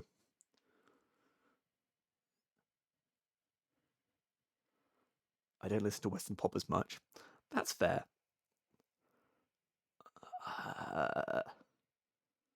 Oh fuck! Let's just put Camilla. I'm putting Camilla through because it's not One Republic. Daddy Yankee versus Sway Lee. Now, Daddy Yankee obviously responsible for it feels like the first big Latin pop song in the West, or at least the biggest one in the West, which is Despacito. And I love J-pop and K-pop. Me too, man.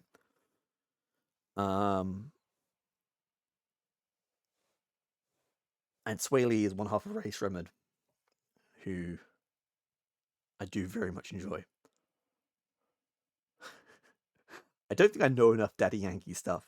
He also did Gasolina as well. Gasolina. Gasolina. I don't know the words to that song apart from that part. Um, Obviously a legend in the Latin pop field.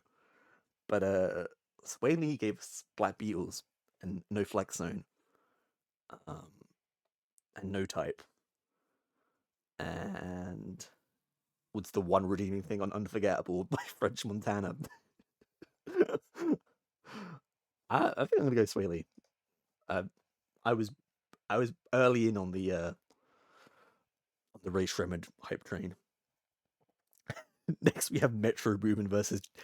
I have to say it this way: Jason Derulo. He was the first pop singer to have his own like producer tag ad lib kind of deal going on. Man's like a Pokemon. Um, I feel like Jason Derulo is such a product of again his time. I don't think any of his songs have aged particularly well. What you say? I mean, that's an Imogen Heap sample in the first place. Um, and he has had some awful songs as well, like Trumpets. Trumpets was a massive swing and a miss. Um, he's had other irritating songs. Swallow, was that the one with Nicki Minaj and someone else? Not a good song. Riding Solo, again, had a weird sample in it. Yeah, just very indicative of the time. Metro Boomin, on the other hand, Metro, and if young Metro don't trust you, I'm going to shoot you. Yeah, one of the most important, probably current day producers in hip hop. Have you listened to Torianse by Atarashi Gakko? I haven't, Zappy. Although I recognize that name. Are they a girl group, like a J-pop girl band with a very eccentric like rock tendencies, like J-rock tendencies? Because I think I've seen them about, but I just wouldn't be able to tell you that one of their songs. Yeah, this is Metro over Jason Derulo. Bless me. Sorry, I did not get to mute the mic in time. Ty Dolla vs. X.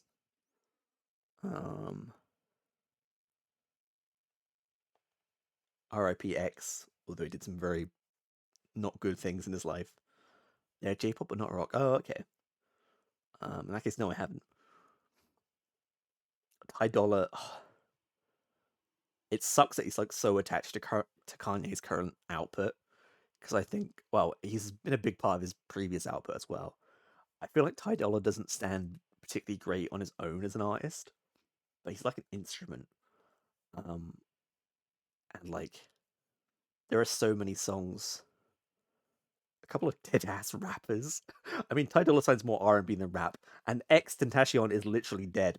So, I hate both of them. Okay.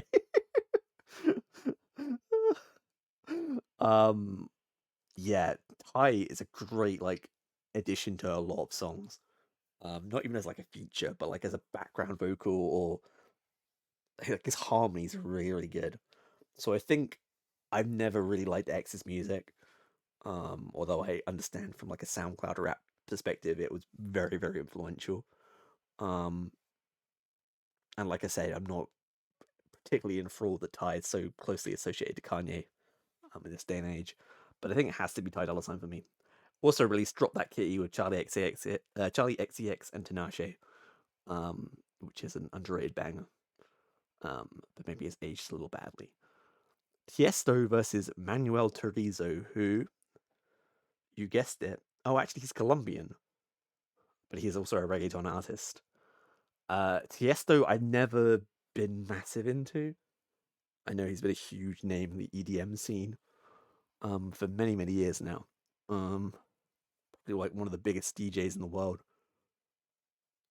There's some songs he's had that's okay. He had one with Charlie XCX. Hot in It, I think it was a couple of years ago, which is fine. But I'm more of a Charlie fan than I am a Tiesto fan. I guess we haven't had much EDM representation here, so I guess Tiesto can be our like EDM representation. Playboy Carti versus Lewis Capaldi. I think Lewis Capaldi is a lad. He's very, very funny. Unfortunately, his music is god awful. It really, really does suck. Sucks all the life out of me. Do you know what a good song Jason Derulo song is? It's Get Ugly. That song slaps. I don't recognize it. Maybe it was one of his later ones. Yeah.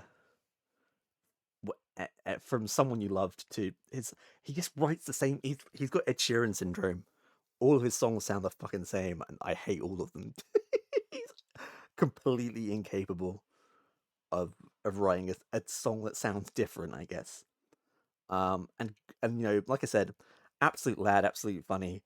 God bless him for going up on a stage with Tourette's, you know. Because I know he had to take a break from music and touring specifically, because it was just getting too much for him. And you know, God bless on that side of things, but his music just sucks. It really does. None of that is a redemption point for his music. Whereas Playboy Carti is annoying, and the Carti fandom is weird online. I don't know how he's become such like he's like god to Zoomers, to rap Zoomers. But he makes very interesting rap music. Like Dial It, Magnolia, and a whole lot of Red to an extent as well. I'm not as big on a whole lot of Red, but he has some very exciting music. And the line, they don't understand me. I'm speaking hieroglyphics. Uh, it's just astounding. So I'm gonna put Playboy Carti. I would listen to more over Taylor Swift any day, in my view. Absolutely not. It's disrespectful to Taylor Swift. At least her music actually like sounds good. Lewis Capaldi, his songs, just the production on them is fucking horrendous. Like the piano sounds so dry and horrible. Next we have Lana Del Rey versus the Beatles. I really do want to give Lana a fair shot one day. I've not listened to any of her albums. Right Back from Born to Die. I just know her pussy tastes like Pepsi Cola.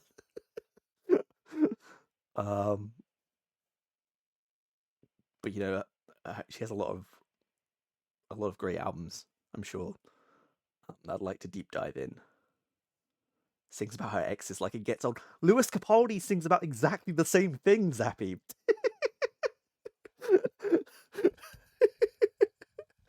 It's literally he's just pining for old like people. Like if you're gonna use that excuse, wipe out half the fucking every pop musician in the world.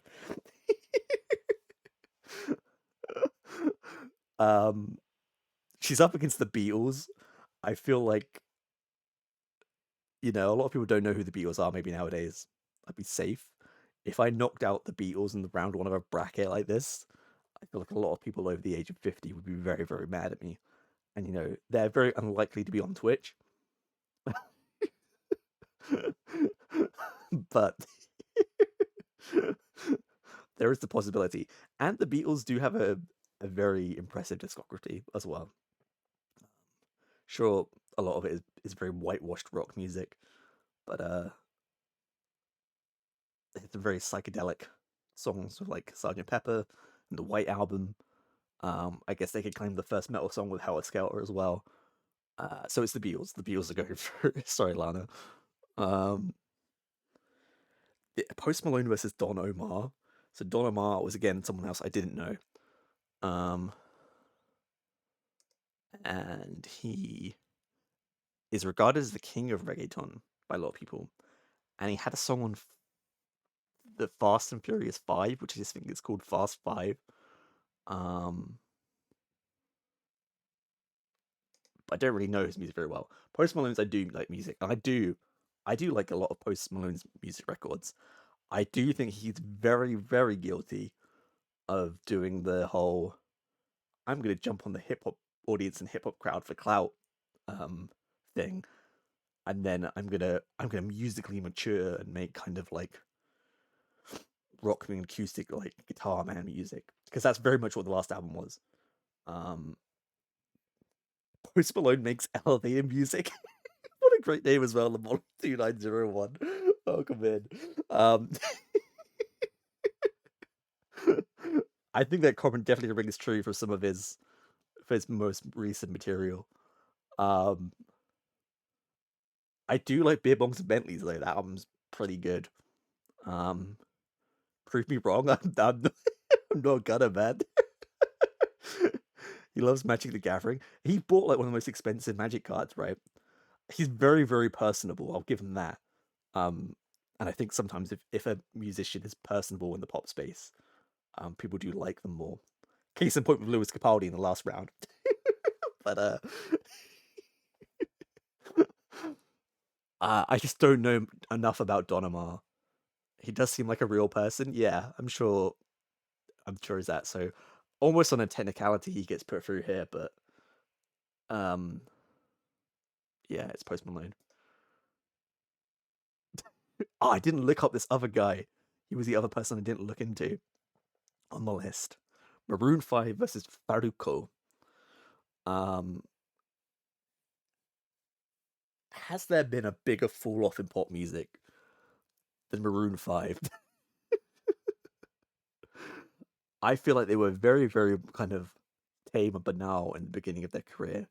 But now the music they just make, like, I feel like Moves Like Jagger was the turning point, right? And then music post Maroon, like Moves Like Jagger, has just become so goddamn annoying. Just like increasingly cookie cutter, like pop music. Like they were never like the most profound or edgy band or anything like that. But yeah, I don't think they've had a good album in years.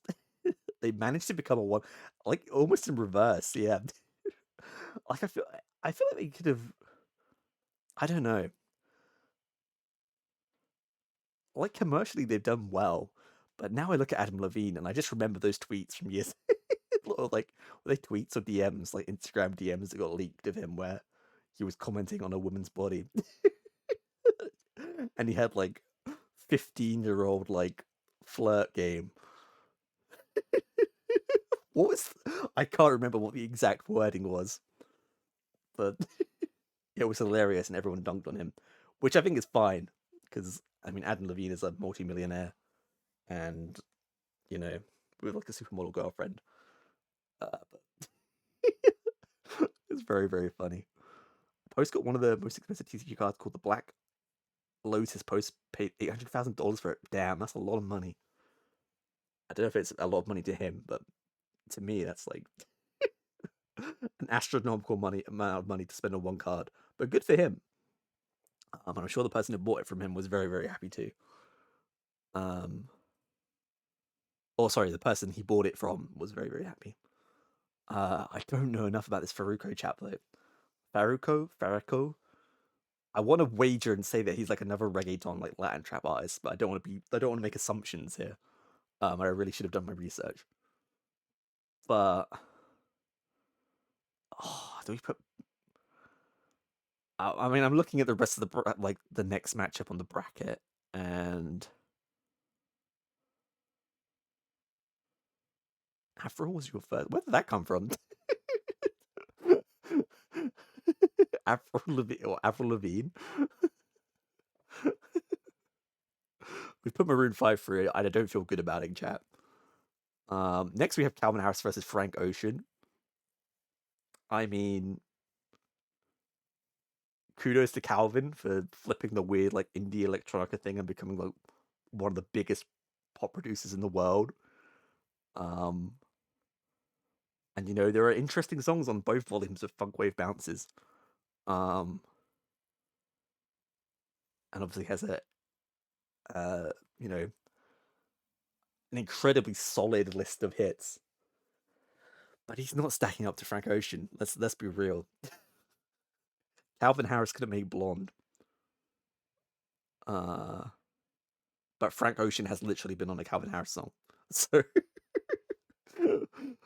I think in the grand scheme of things, Frank Ocean's contribution to music is much more important. So we're putting through Frank Ocean. We have Bad Bunny versus Kygo. I do want to listen to more Bad Bunny songs. I think he has some interesting. Obviously, he's been the big blow up artist for kind of like Latin hip hop and pop music and stuff like that in the last couple of years. Um, but I've not sat down and listened to a whole project of his. I've heard bits and bobs, but I would like to sit down and listen to a whole Bad Bunny project at some point. He's got some really funky album covers, which I enjoy as well. Kygo, I feel nothing when I listen to Kygo's music.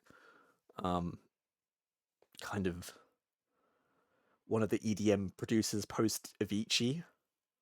Um, I can't name you a single Kygo song off the top of my head. Don't know who these people are. Honestly, to be fair, Zappy, I feel like they're out of your wheelhouse anyway. Um, but I think I'd put, in terms of importance in music nowadays, which is the only thing I can really go off of, because don't have much personal attachment to either of these artists. It would be Bad Bunny with Kygo. SZA versus the Red Hot Chilies. I mean, Red Hot Chilies have had some incredibly, obviously, great contributions to music in the past. Hump to Bump, for example. I can't imagine SZA ever releasing Hump to Bump. Um, but like, I saw them in 2014, and they felt tired then.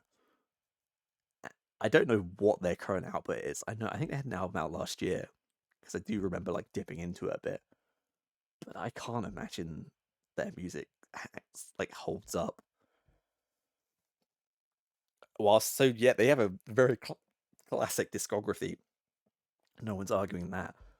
I feel like SZA has so much more to give, and SOS was one of the best albums of last year. Um, Technically the year before, because I think it came out in like December 2022, but obviously it had like most of its life through last year. It's such like a wide expansion on like R&B music in general. Because like there are songs like Low on SOS that are like very like hip hop orientated and trap orientated. Literally have Travis Scott ad libs, and then you have a song like Ghost in the Machine, which has got Phoebe Bridges on it, of all people. And it just works really well. I'm off to bed now to wake up early, but I have to check the vote out tomorrow and see who won. Yeah, I'll probably post like the finished bracket in the Discord as well. I might spoiler text it just if people want to watch the VOD back, but yeah. I wonder who will win, Raven. I wonder who. It almost feels like a foregone conclusion, but we'll see. But thank you very much for stopping by, and I hope tomorrow goes well for you.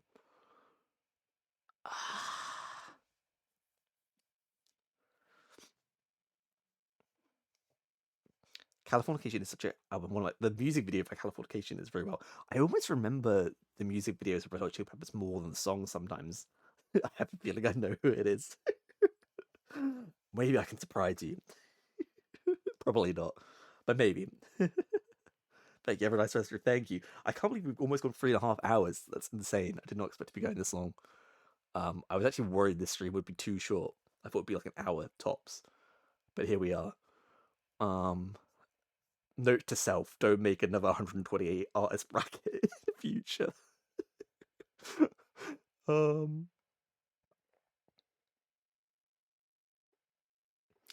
gonna go with my gut. It might upset some people, but I'm gonna pick SZA here. I've just set up a fucking Frank Ocean SZA bracket. That's gonna suck. Dua Lipa versus Gunna. I hate Gunna. I can't stand Gunna. He is like Young Thug if you sucked all the personality out of a person. I feel like I feel like Young Thug signed him to be like a stand-in for when he's when he's not on his game. Dua Lipa has had a pretty cool pop trajectory. I'm quite looking forward to her new album actually. I think it comes out in May. Is that April or May? It's called Radical Optimism. I really like Houdini, having the Tame Impala production. I believe Danielle Ha was involved as well. And I'm a big PC Music fan, so that's a big win in my books. Um, Trading Season I didn't like as much, but I think that's also Tame Impala produced. I'm just interested to see where it's gonna go. It's like a psychedelic pop record, maybe? I don't know. I don't know. But they sounded very cool, and the Future Nostalgia was an interesting album as well. Um, I feel like her first album was very much an introduction, and it had had some big hits. It had like New Rules and I Don't Give a Fuck, and was Be the One on that album as well. I can't remember if that was before the album or not. Um, but yeah, it's cool to have a UK pop star. I'm like, actually, this person makes kind of exciting music and not like singing songwriter bullshit like so many of our artists do. So I'm gonna very handily go Dua Lipa here, which leaves us to our last bracket, which is Ariana Grande versus Fuerza Regida, which is also an artist I forgot to look up. I'm sorry. I feel like I let the second half of this bracket down um, for our international artists because I forgot to listen to some of them. And I do apologize for that. They probably weren't going to beat Ariana personally for me. I mean, she was one of the number one seeds. Um, so yeah, I'll talk about Ariana in the next round a bit more. But for now, I'll just put her through. Round two of the side of the bracket: Rihanna versus Justin Bieber. Um, it's Rihanna.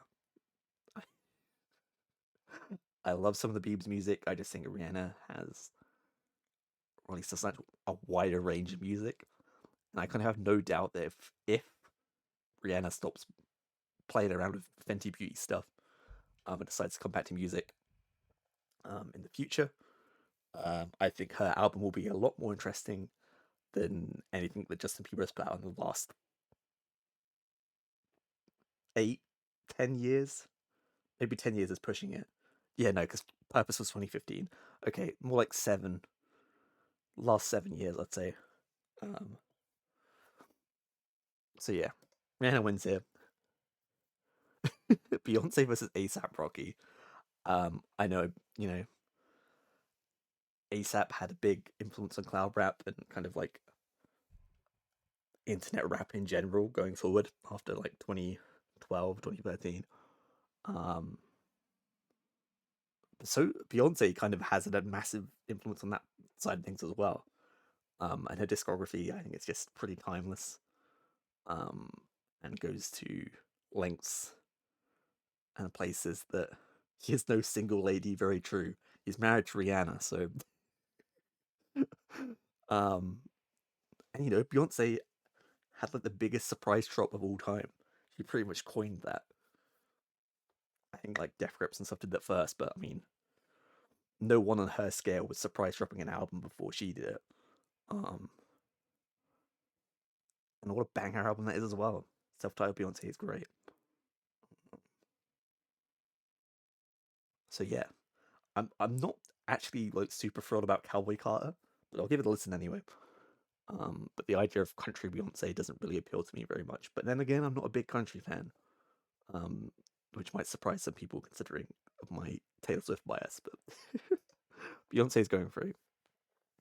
Travis Scott versus AC/DC. I put AC/DC in over 21 Savage because I just don't think 21 Savage had enough musically to beat AC/DC's kind of iconic catalog. AC/DC are old men. That's hard for you. It's a little hard for me, but it also not really, because the way I look at it, AC/DC are kind of done at this point. And we know what any future output of theirs would sound like anyway, because pretty much every album has sounded the same. Whereas Travis Scott has made very, very exciting hip hop music for a long time, and I think will continue to do so. At least on an album side of things, I think his singles can be kind of hit or miss, but the albums are always very interesting. And he pulls from a lot of like influences, kind of like how Kanye did as well, in the past. I feel like Travis Scott is the one big like post Yeezus hip hop artist that kind of is still, well, it's like the biggest like post Jesus artist that's still kind of active and making exciting music. So we're going Travis Scott over AC/DC. Thank you for your work, and for those about to rock, we salute you. But we're going Jenny versus Olivia Rodrigo. Like I said, I I don't know how Jenny is here over Blackpink, um, because her solo music really does nothing for me. And I said I'm not the biggest Blackpink fan, but at least enjoy some of their songs. Whereas Jenny's solo output, I enjoy like none of it. And Olivia Rodrigo really, I say, I came around on Guts. Um, that converted me into an Olivia Rodrigo fan. So I'm putting Olivia Rodrigo through here. Pharrell versus Charlie Puth. It's Pharrell. Like I say, this man wrote Marvin Gaye, and he can never be truly forgiven for that. Kendrick versus Future. Fucking hell. I mean, in terms of album experience, Future is not matching Kendrick.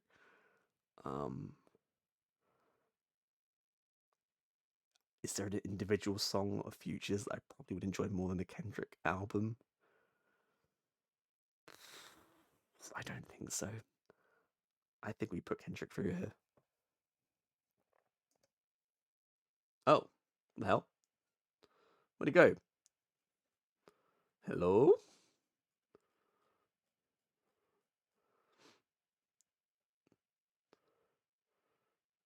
Exit presentation mode. Okay. Yeah, I put through Kendrick, not Future. Next, we have Sam Smith versus Michael Jackson.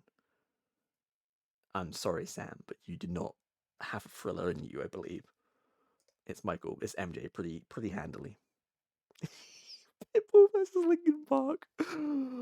Oh, I love Pitbull. As a funny internet man that says funny catchphrases, but he's not. His discography is not matching Linkin Park. So let's be real. One Direction versus Feed. Has Travis got Arnold Schwarzenegger to be in his music videos? No, but AC/DC has.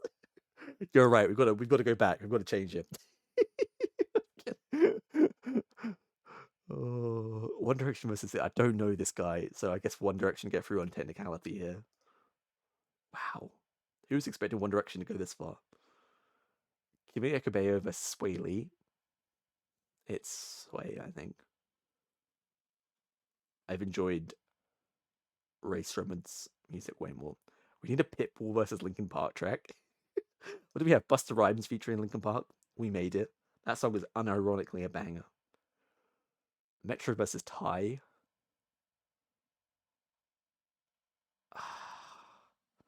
It's Metro. I'm putting Metro for Ty. Like I say, great guy. Had some really good stuff to music, but he's better with an instrument than a solo artist. Tiesto versus Playboi Carti. I mean, this is the easiest Playboi Carti win in the world. Beatles versus Post Malone. Oh man, I feel like Post is gonna make albums like the Beatles in the future. I don't think the last album was quite. It was called Austin, right? Oh, it's so fucking. Look at me, man. I've matured. Um, we're putting the Beatles through here. Goodbye, Post. Maroon 5 versus Frank Ocean. What a fucking. Of course, it's Frank Ocean. I don't need to justify that. And Linkin Park versus JC Tratu. I don't think I've ever listened to the Collision Course album in full, but obviously Numb Encore used to get played a bunch back in the day. I remember they did that Milton Keynes Bowl show where he came out in the encore, literally. Both for Trippy. What Bad Bunny versus SZA. I think I'm gonna put SZA through over Bad Bunny. Dua Lipa. versus Ariana Grande. Challenging. Challenging in a sense, but not really, because I think I'm going to go with Ariana here.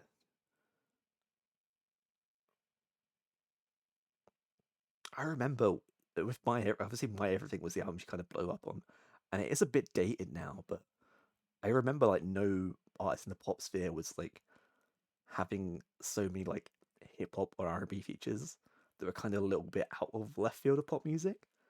Like she had Childish Gambino on there. She had ASAP Ferg was on one of her songs, "Hands on Me," which is a banger, by the way. Um, yeah, I just very much enjoy Ariana's music, and she's got an incredible voice. Um, Honestly, if I was ever to do a like song individual artist brackets, Ariana would be a good candidate. I think. I'm gonna go Ariana Grande here. We have Rihanna versus Beyonce. I mean, if we're going on like a like vocal kind of standpoint, then Beyonce clears easily because vocals are not necessarily Rihanna's strong suit. Um, they've both made like very very diverse like albums, like a range of albums. Um, Rihanna was very on. I feel like Rihanna was very on the nose of the trends at the time. Um, Whereas Beyonce maybe less so. She's always kind of done her own thing, but done it very very well. Um, and I think in recent years, Beyonce, well, obviously Rihanna's released no music, but the albums Beyonce has released in Rihanna's absence is some of her like best artistic works. I mean, would you make music on stream one day? Yeah, I do plan to. Zappy. I just unfortunately I've been having some health problems with like my ear and stuff. I'm actually going to get that sorted tomorrow. I think it's crossed. I'm hoping they're going to provide me with some answers tomorrow. Um, so I haven't been able to wear headphones, which obviously makes music making streams very very hard. In particular, but I am hoping to do some music production streams in the future. I do want to add that into my stream itinerary. I just want to do more stuff, really, basically. Um, Not just like the game stuff. I do still want to play games and stuff on stream. Um, and I want to do like more variety streams like this one, and do music production stuff like that, and also do some other things like Pokemon card openings. I've got a Pokemon card opening stream on Saturday. That's my other stream this week. But when I do commissions one day, I think I need to be better to do commissions, Zappy. If I'm totally honest, I don't think I'm quite at the stage musically that I would do commissions, but it might be the case in the future if I feel comfortable with it. Doing music for other people, then absolutely. Like I say, the only other person I've really made music for is Sweetie Pie. And that's really just because um, yeah, I don't know. Someone I feel comfortable making music for at my current stage, and she's been happy with the stuff I've made for her in the past. So, um, but absolutely, like, say if I get better, I would absolutely raise. I love a theme song. Absolutely, I could. Well, yeah, I'll talk to me in the future, Zappy, and we'll see if we can get something sorted. Okay. Um, say once I'm a bit more confident in my own abilities, um, I can definitely start considering doing that kind of thing. The other thing I don't have a lot of is time, um, and it takes me a while to make music. Um, so I think doing it on a commission basis maybe wouldn't be good, unless I can increase my workflow or get that better. Um, but we'll see. Yeah, we'll see. See where the future goes. I think I have to go Queen Bee here. I just feel like, yeah, Rihanna. As much as I love a lot of Rihanna's albums, they do very much feel like think tank products of the time, of like the trends of the time, which dates them slightly. Whereas Beyonce's, I feel, have like a more kind of timeless quality to them, if that makes sense. Travis versus Olivia. I've come around on you, Olivia, but you're not holding a candle to Travis Scott yet, unfortunately. Where's Lady Gaga? She was in the first side of the bracket. She's gone, unfortunately. But she was on the other side. There was 128 artists. And yeah, she was on the other side. We'll go through. I'll post the bracket at the end of the stream. Pharrell versus Kendrick. Fuck. It's hard because if I was just taking Pharrell's solo music into consideration,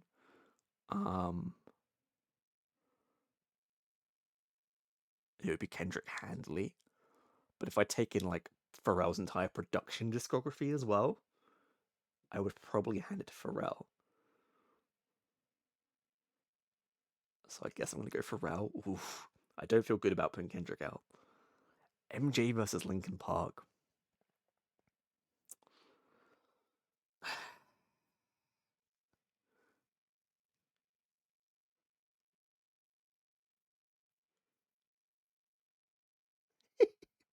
What a showdown this is.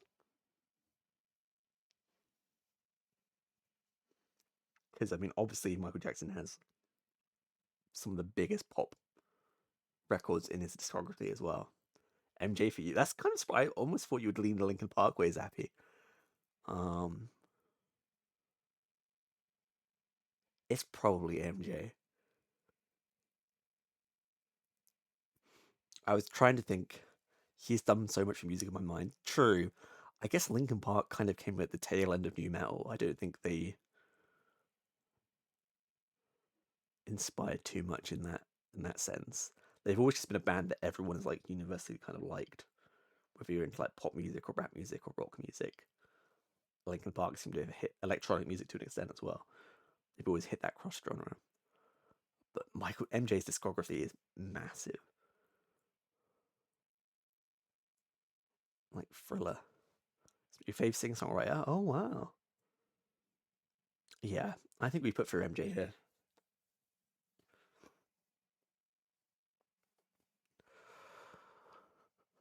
Even if his later music was not that good, and also he did some very unsavory things. One Direction versus Sway Lee. This is such a weird matchup.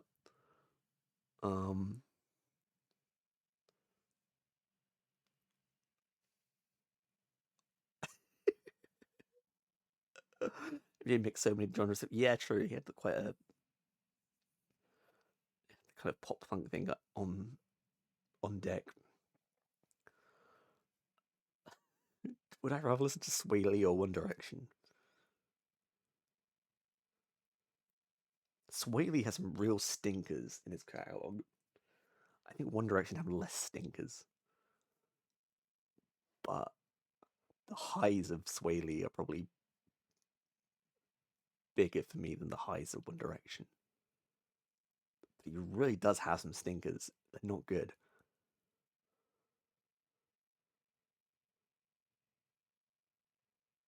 I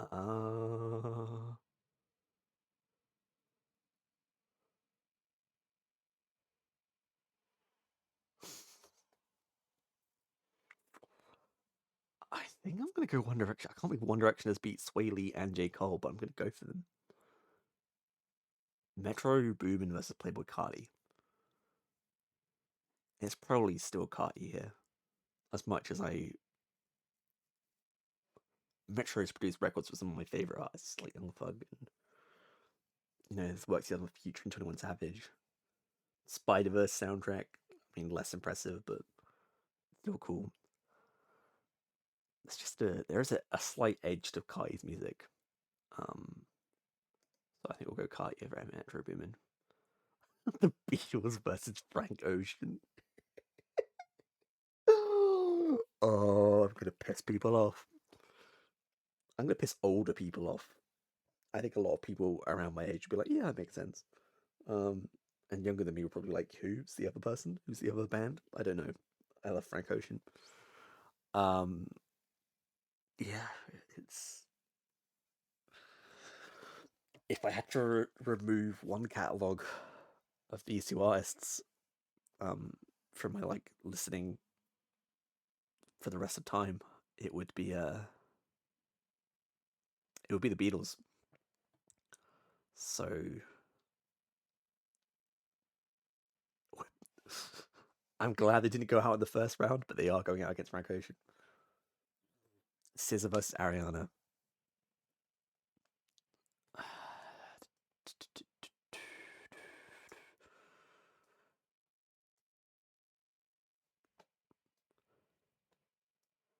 I feel like Ariana's going to focus less on music going forward. Is what my justification for putting SZA through here would be. Um,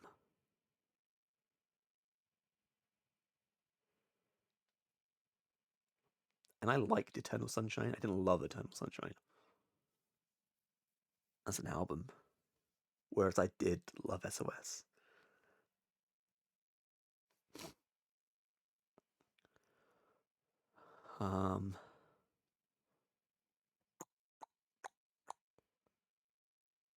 Ariana's discography is really good.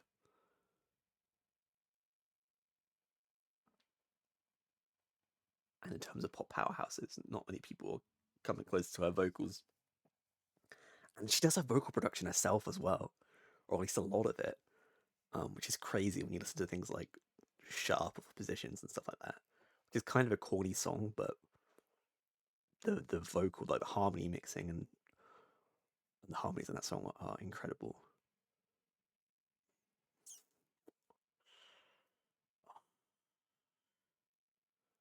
I think I'm gonna. Feels.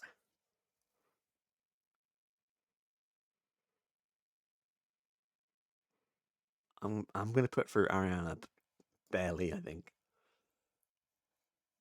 Beyonce versus Travis. Oh, I've frozen. I've frozen. I've frozen in a very happy position. I'm like, oh my god, the bracket's almost over. Hello? Okay, I'm back. I need to start connecting my phone with a cable again. Beyonce versus Travis Scott. I mean, Beyonce didn't get a bunch of people killed.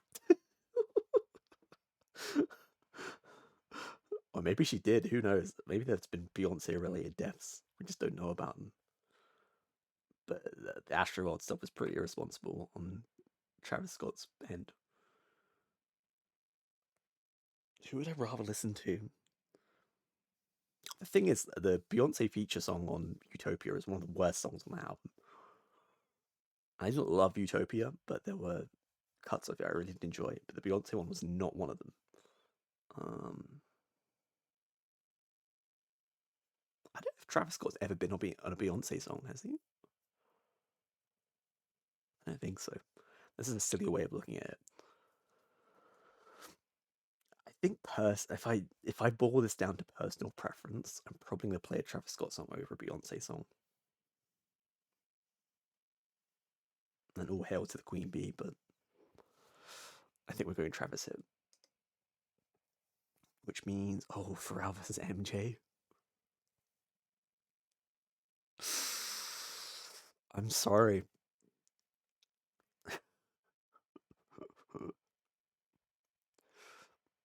I mean, Thriller, at one point, I don't know if it still is, but was the best-selling album of all time. And that was pure sales as well, no streaming mumbo jumbo bullshit. And yeah, a pretty classic discography. But so does Pharrell. And I listen to the songs Pharrell has produced way more than I listen to songs that Michael Jackson has made. Mainly because I still feel kind of iffy about Michael Jackson as well, with all the stuff that came out. Like Neverland Ranch and stuff. So yeah, another upset maybe, but it's gonna be Pharrell. One Direction versus Cardi.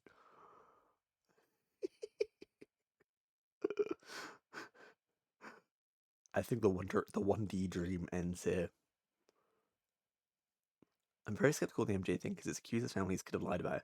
Yeah, I don't really know. I just know it all left a sour taste in my mouth, I think. Um, Obviously we've talked about art versus artist, and I really don't blame anyone that does that kind of stuff. But I think personally, it just sits a little funny for me. Um, God, yeah, I think the 1D Dream ends here. Especially since they're not active anymore as well. Like Cardi is still active, and whenever he decides to fucking release his new music, I do wonder what it'll be like. Although I'm not very fond of his new voice thing that he's doing with like the low deep voice. Um, I like the what the the classy Dracula, not classy Dracula. The yeah, that kind of thing. We go Cardi. We go Cardi here. It's gonna be Frank versus Ariana, right? Yeah, fuck. Uh, is this the earliest that number one seed will have gone out? No, because Rihanna went out as well. Rihanna went out the last round, didn't she? She was the first number one seed to go out.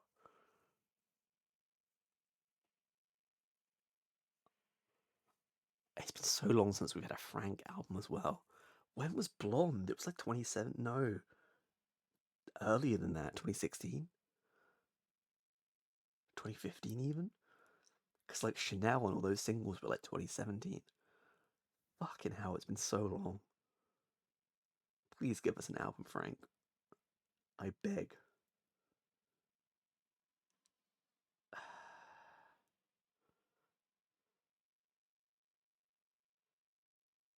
Yeah, put it Frank over Ariana. Sorry, Ari.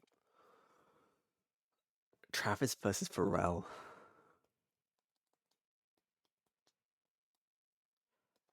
Again, it's probably Pharrell for me. That was hard. This less so. This is Frank pretty handily over Playboy Carti. Which means we have Pharrell versus Frank Ocean for the top of this side of the bracket. Am MJ's the best thing? I've got all of his albums saved on Spotify and listened to a lot of his unreleased stuff. Nice. Honestly, yeah, he had hell of a vocals on him. He was a great dancer. And you know, stuff he made with Quincy Jones, pretty top tier stuff. Pharrell versus Frank. I mean, Frank has never made happy. Pharrell has had some stinkers in his catalogue, we can't deny that. Quit talking numbers.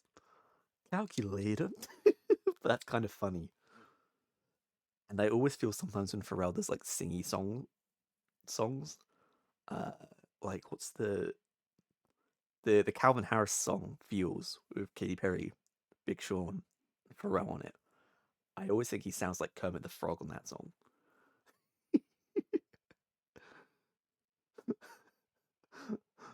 Listen to the song Feels by Calvin Harris and listen to Pharrell's parts. And close your eyes and imagine it's Kermit the Frog singing them.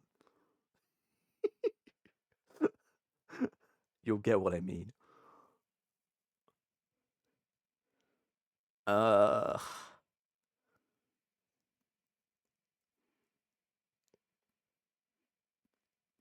I have nostalgia for Frank as well. It feels weird to say, but he has been around that long.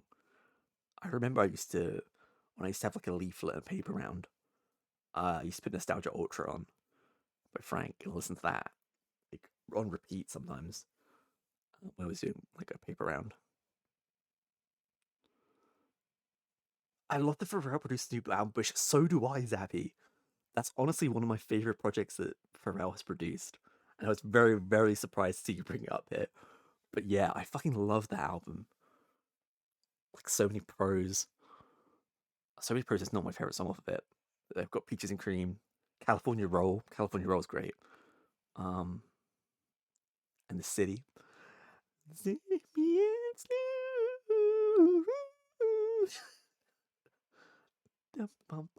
Yeah, I think of the modern projects that Pharrell has produced, that's probably my favorite. And it feels weird because the album came out in 2015, but But yeah, very, very good. Bum, bum, bum, bum, bum.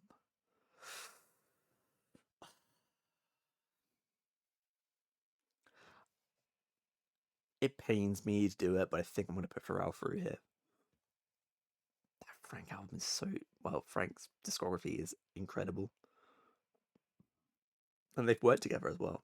Pharrell and Frank, Sweet Life and Channel Orange. Um,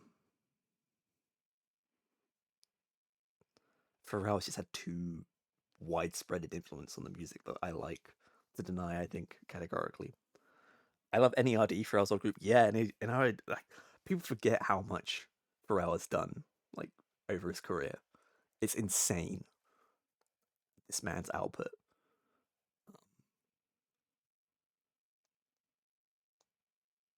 There were great songs on the NERD album a couple years ago as well. Well, probably more than a couple years ago now. The one with like Lemon on it, and what's the song I really like? Lightning Fire Magic Prayer. I really love that song. Lightning Fire Magic Prayer. Yeah, let's put Pharrell through. Which means our final Taylor versus Pharrell. The finals. Oh, it's been long. It's been almost 4 hours that we've been doing this. And then he made Happy, which was good for the first 5 minutes. Yeah, Happy, like, quintessentially is like a good song, but yeah, it was incredibly overplayed. I actually saw him when he was touring that album. Um, and he did NERD songs as well. He brought out shit. Was it Chad Hugo? It was in NERD as well. But they did Lap Dance and Rockstar, so that was really cool. Um,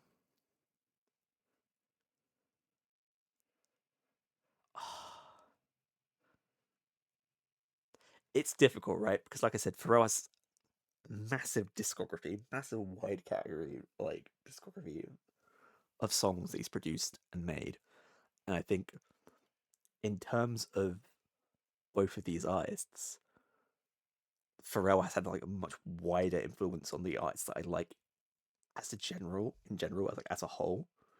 Um, my appreciation for Taylor Swift's music is incredibly high. Um,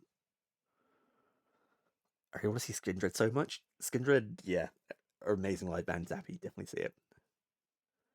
Definitely, definitely see them if you can. I've seen them a couple times. They're really fun. I don't listen to them a lot on like album wise, but as a live band, if they were playing like a festival or something, I probably would go watch them because they're really exciting to see live. In my view, Taylor's not on the we give her 10 more years. It's challenging because she has. I mean, she's on her. Is it her 10th album? 11th album? I think Tortured Poets is going to be her 11th album, if I'm not mistaken. So she's had a pretty lengthy career already. Um, and we're really in the peak of like Taylor Swift mania at the moment. Um, Midnight's was not the most exciting album. There were songs I really enjoyed off of it, but definitely not the best of her career. And I'd say, well, for me, Speak Now Red and 1989, that's an incredibly good like run of albums for me. Um, Reputation was less so, although there's some really cool songs on it. Lover is probably my least favorite. No, that's not true because there's Debut. Debut exists. Lover is my second least favorite Taylor Swift album. Um, and then she made Folklore and Evermore, which honestly, Folklore was the album I thought would follow 1989. I thought 1989 was the apex of like what she could do as a pop music artist. And I thought after that album, that she would just strip back everything entirely and make an album like Folklore was. But she obviously did that over the pandemic years. What about you pick both? If only I could. Um, I just think artistically she's just so great, and she makes like there are songs like the acoustic kind of bass songs that you think I wouldn't like. But her like songwriting is just so interesting. And her like lyrics just, it's hard to put into words, honestly. But also the way it sounds, like the way folklore sounds, it doesn't sound very bland. So she worked with people like Jack Antonoff and Bon Iver, and like the fucking National, I think, on folklore and Evermore, and it's just a very kind of dreamy sounding, almost has ambient elements to it.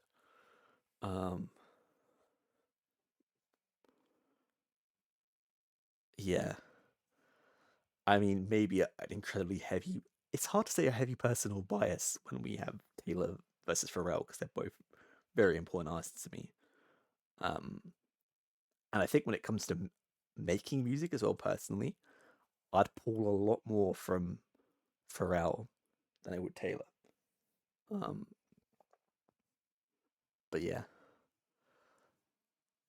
in terms of output, like maybe it was a foregone conclusion, but you know what we're doing. We're going Taylor Swift, Pharrell. Oh, and there we go. We have the whole bracket. And we can save and download the bracket, which I guess I would do after stream. Should do a tier list. I was thinking of a tier list first, but I thought this was a more interesting way of doing it because in the tier list, you know, you decide where they go. But in this kind of format, with like the bracket format, you have to make tough decisions. It forces you to think like more, I think, than a tier list does. But I might do tier lists in the future. I definitely want to try this bracket again. If I do another bracket, it's definitely not going to be 120 artists because this. I did not expect the stream to go on for 4 hours, but it did. But yeah, I'll download this tier list and post it to Discord, and yeah, we'll take it from there. I think now I need to go to bed, to be honest. I was not expecting to go this late. But thank you very, very much for watching. The next stream should be Saturday. It'll be Saturday afternoon. We'll be opening a bunch of Pokemon cards. I've got a Temporal Forces booster box, and then I've just got a bunch of shit I bought whilst I was like not streaming that I haven't opened yet.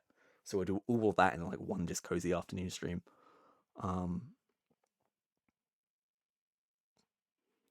I might do another stream. I'm thinking of what day to do it. But the demo for Stellar Blade comes out on Friday, and I thought I might just play that through on stream.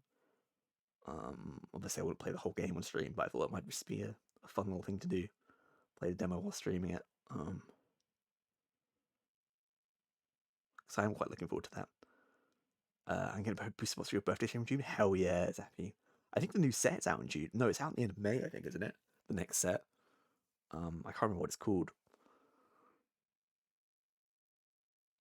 But yeah, there's a chat op like illustration rare in Temporal Forces, so I'd really like to get that. It's like my number one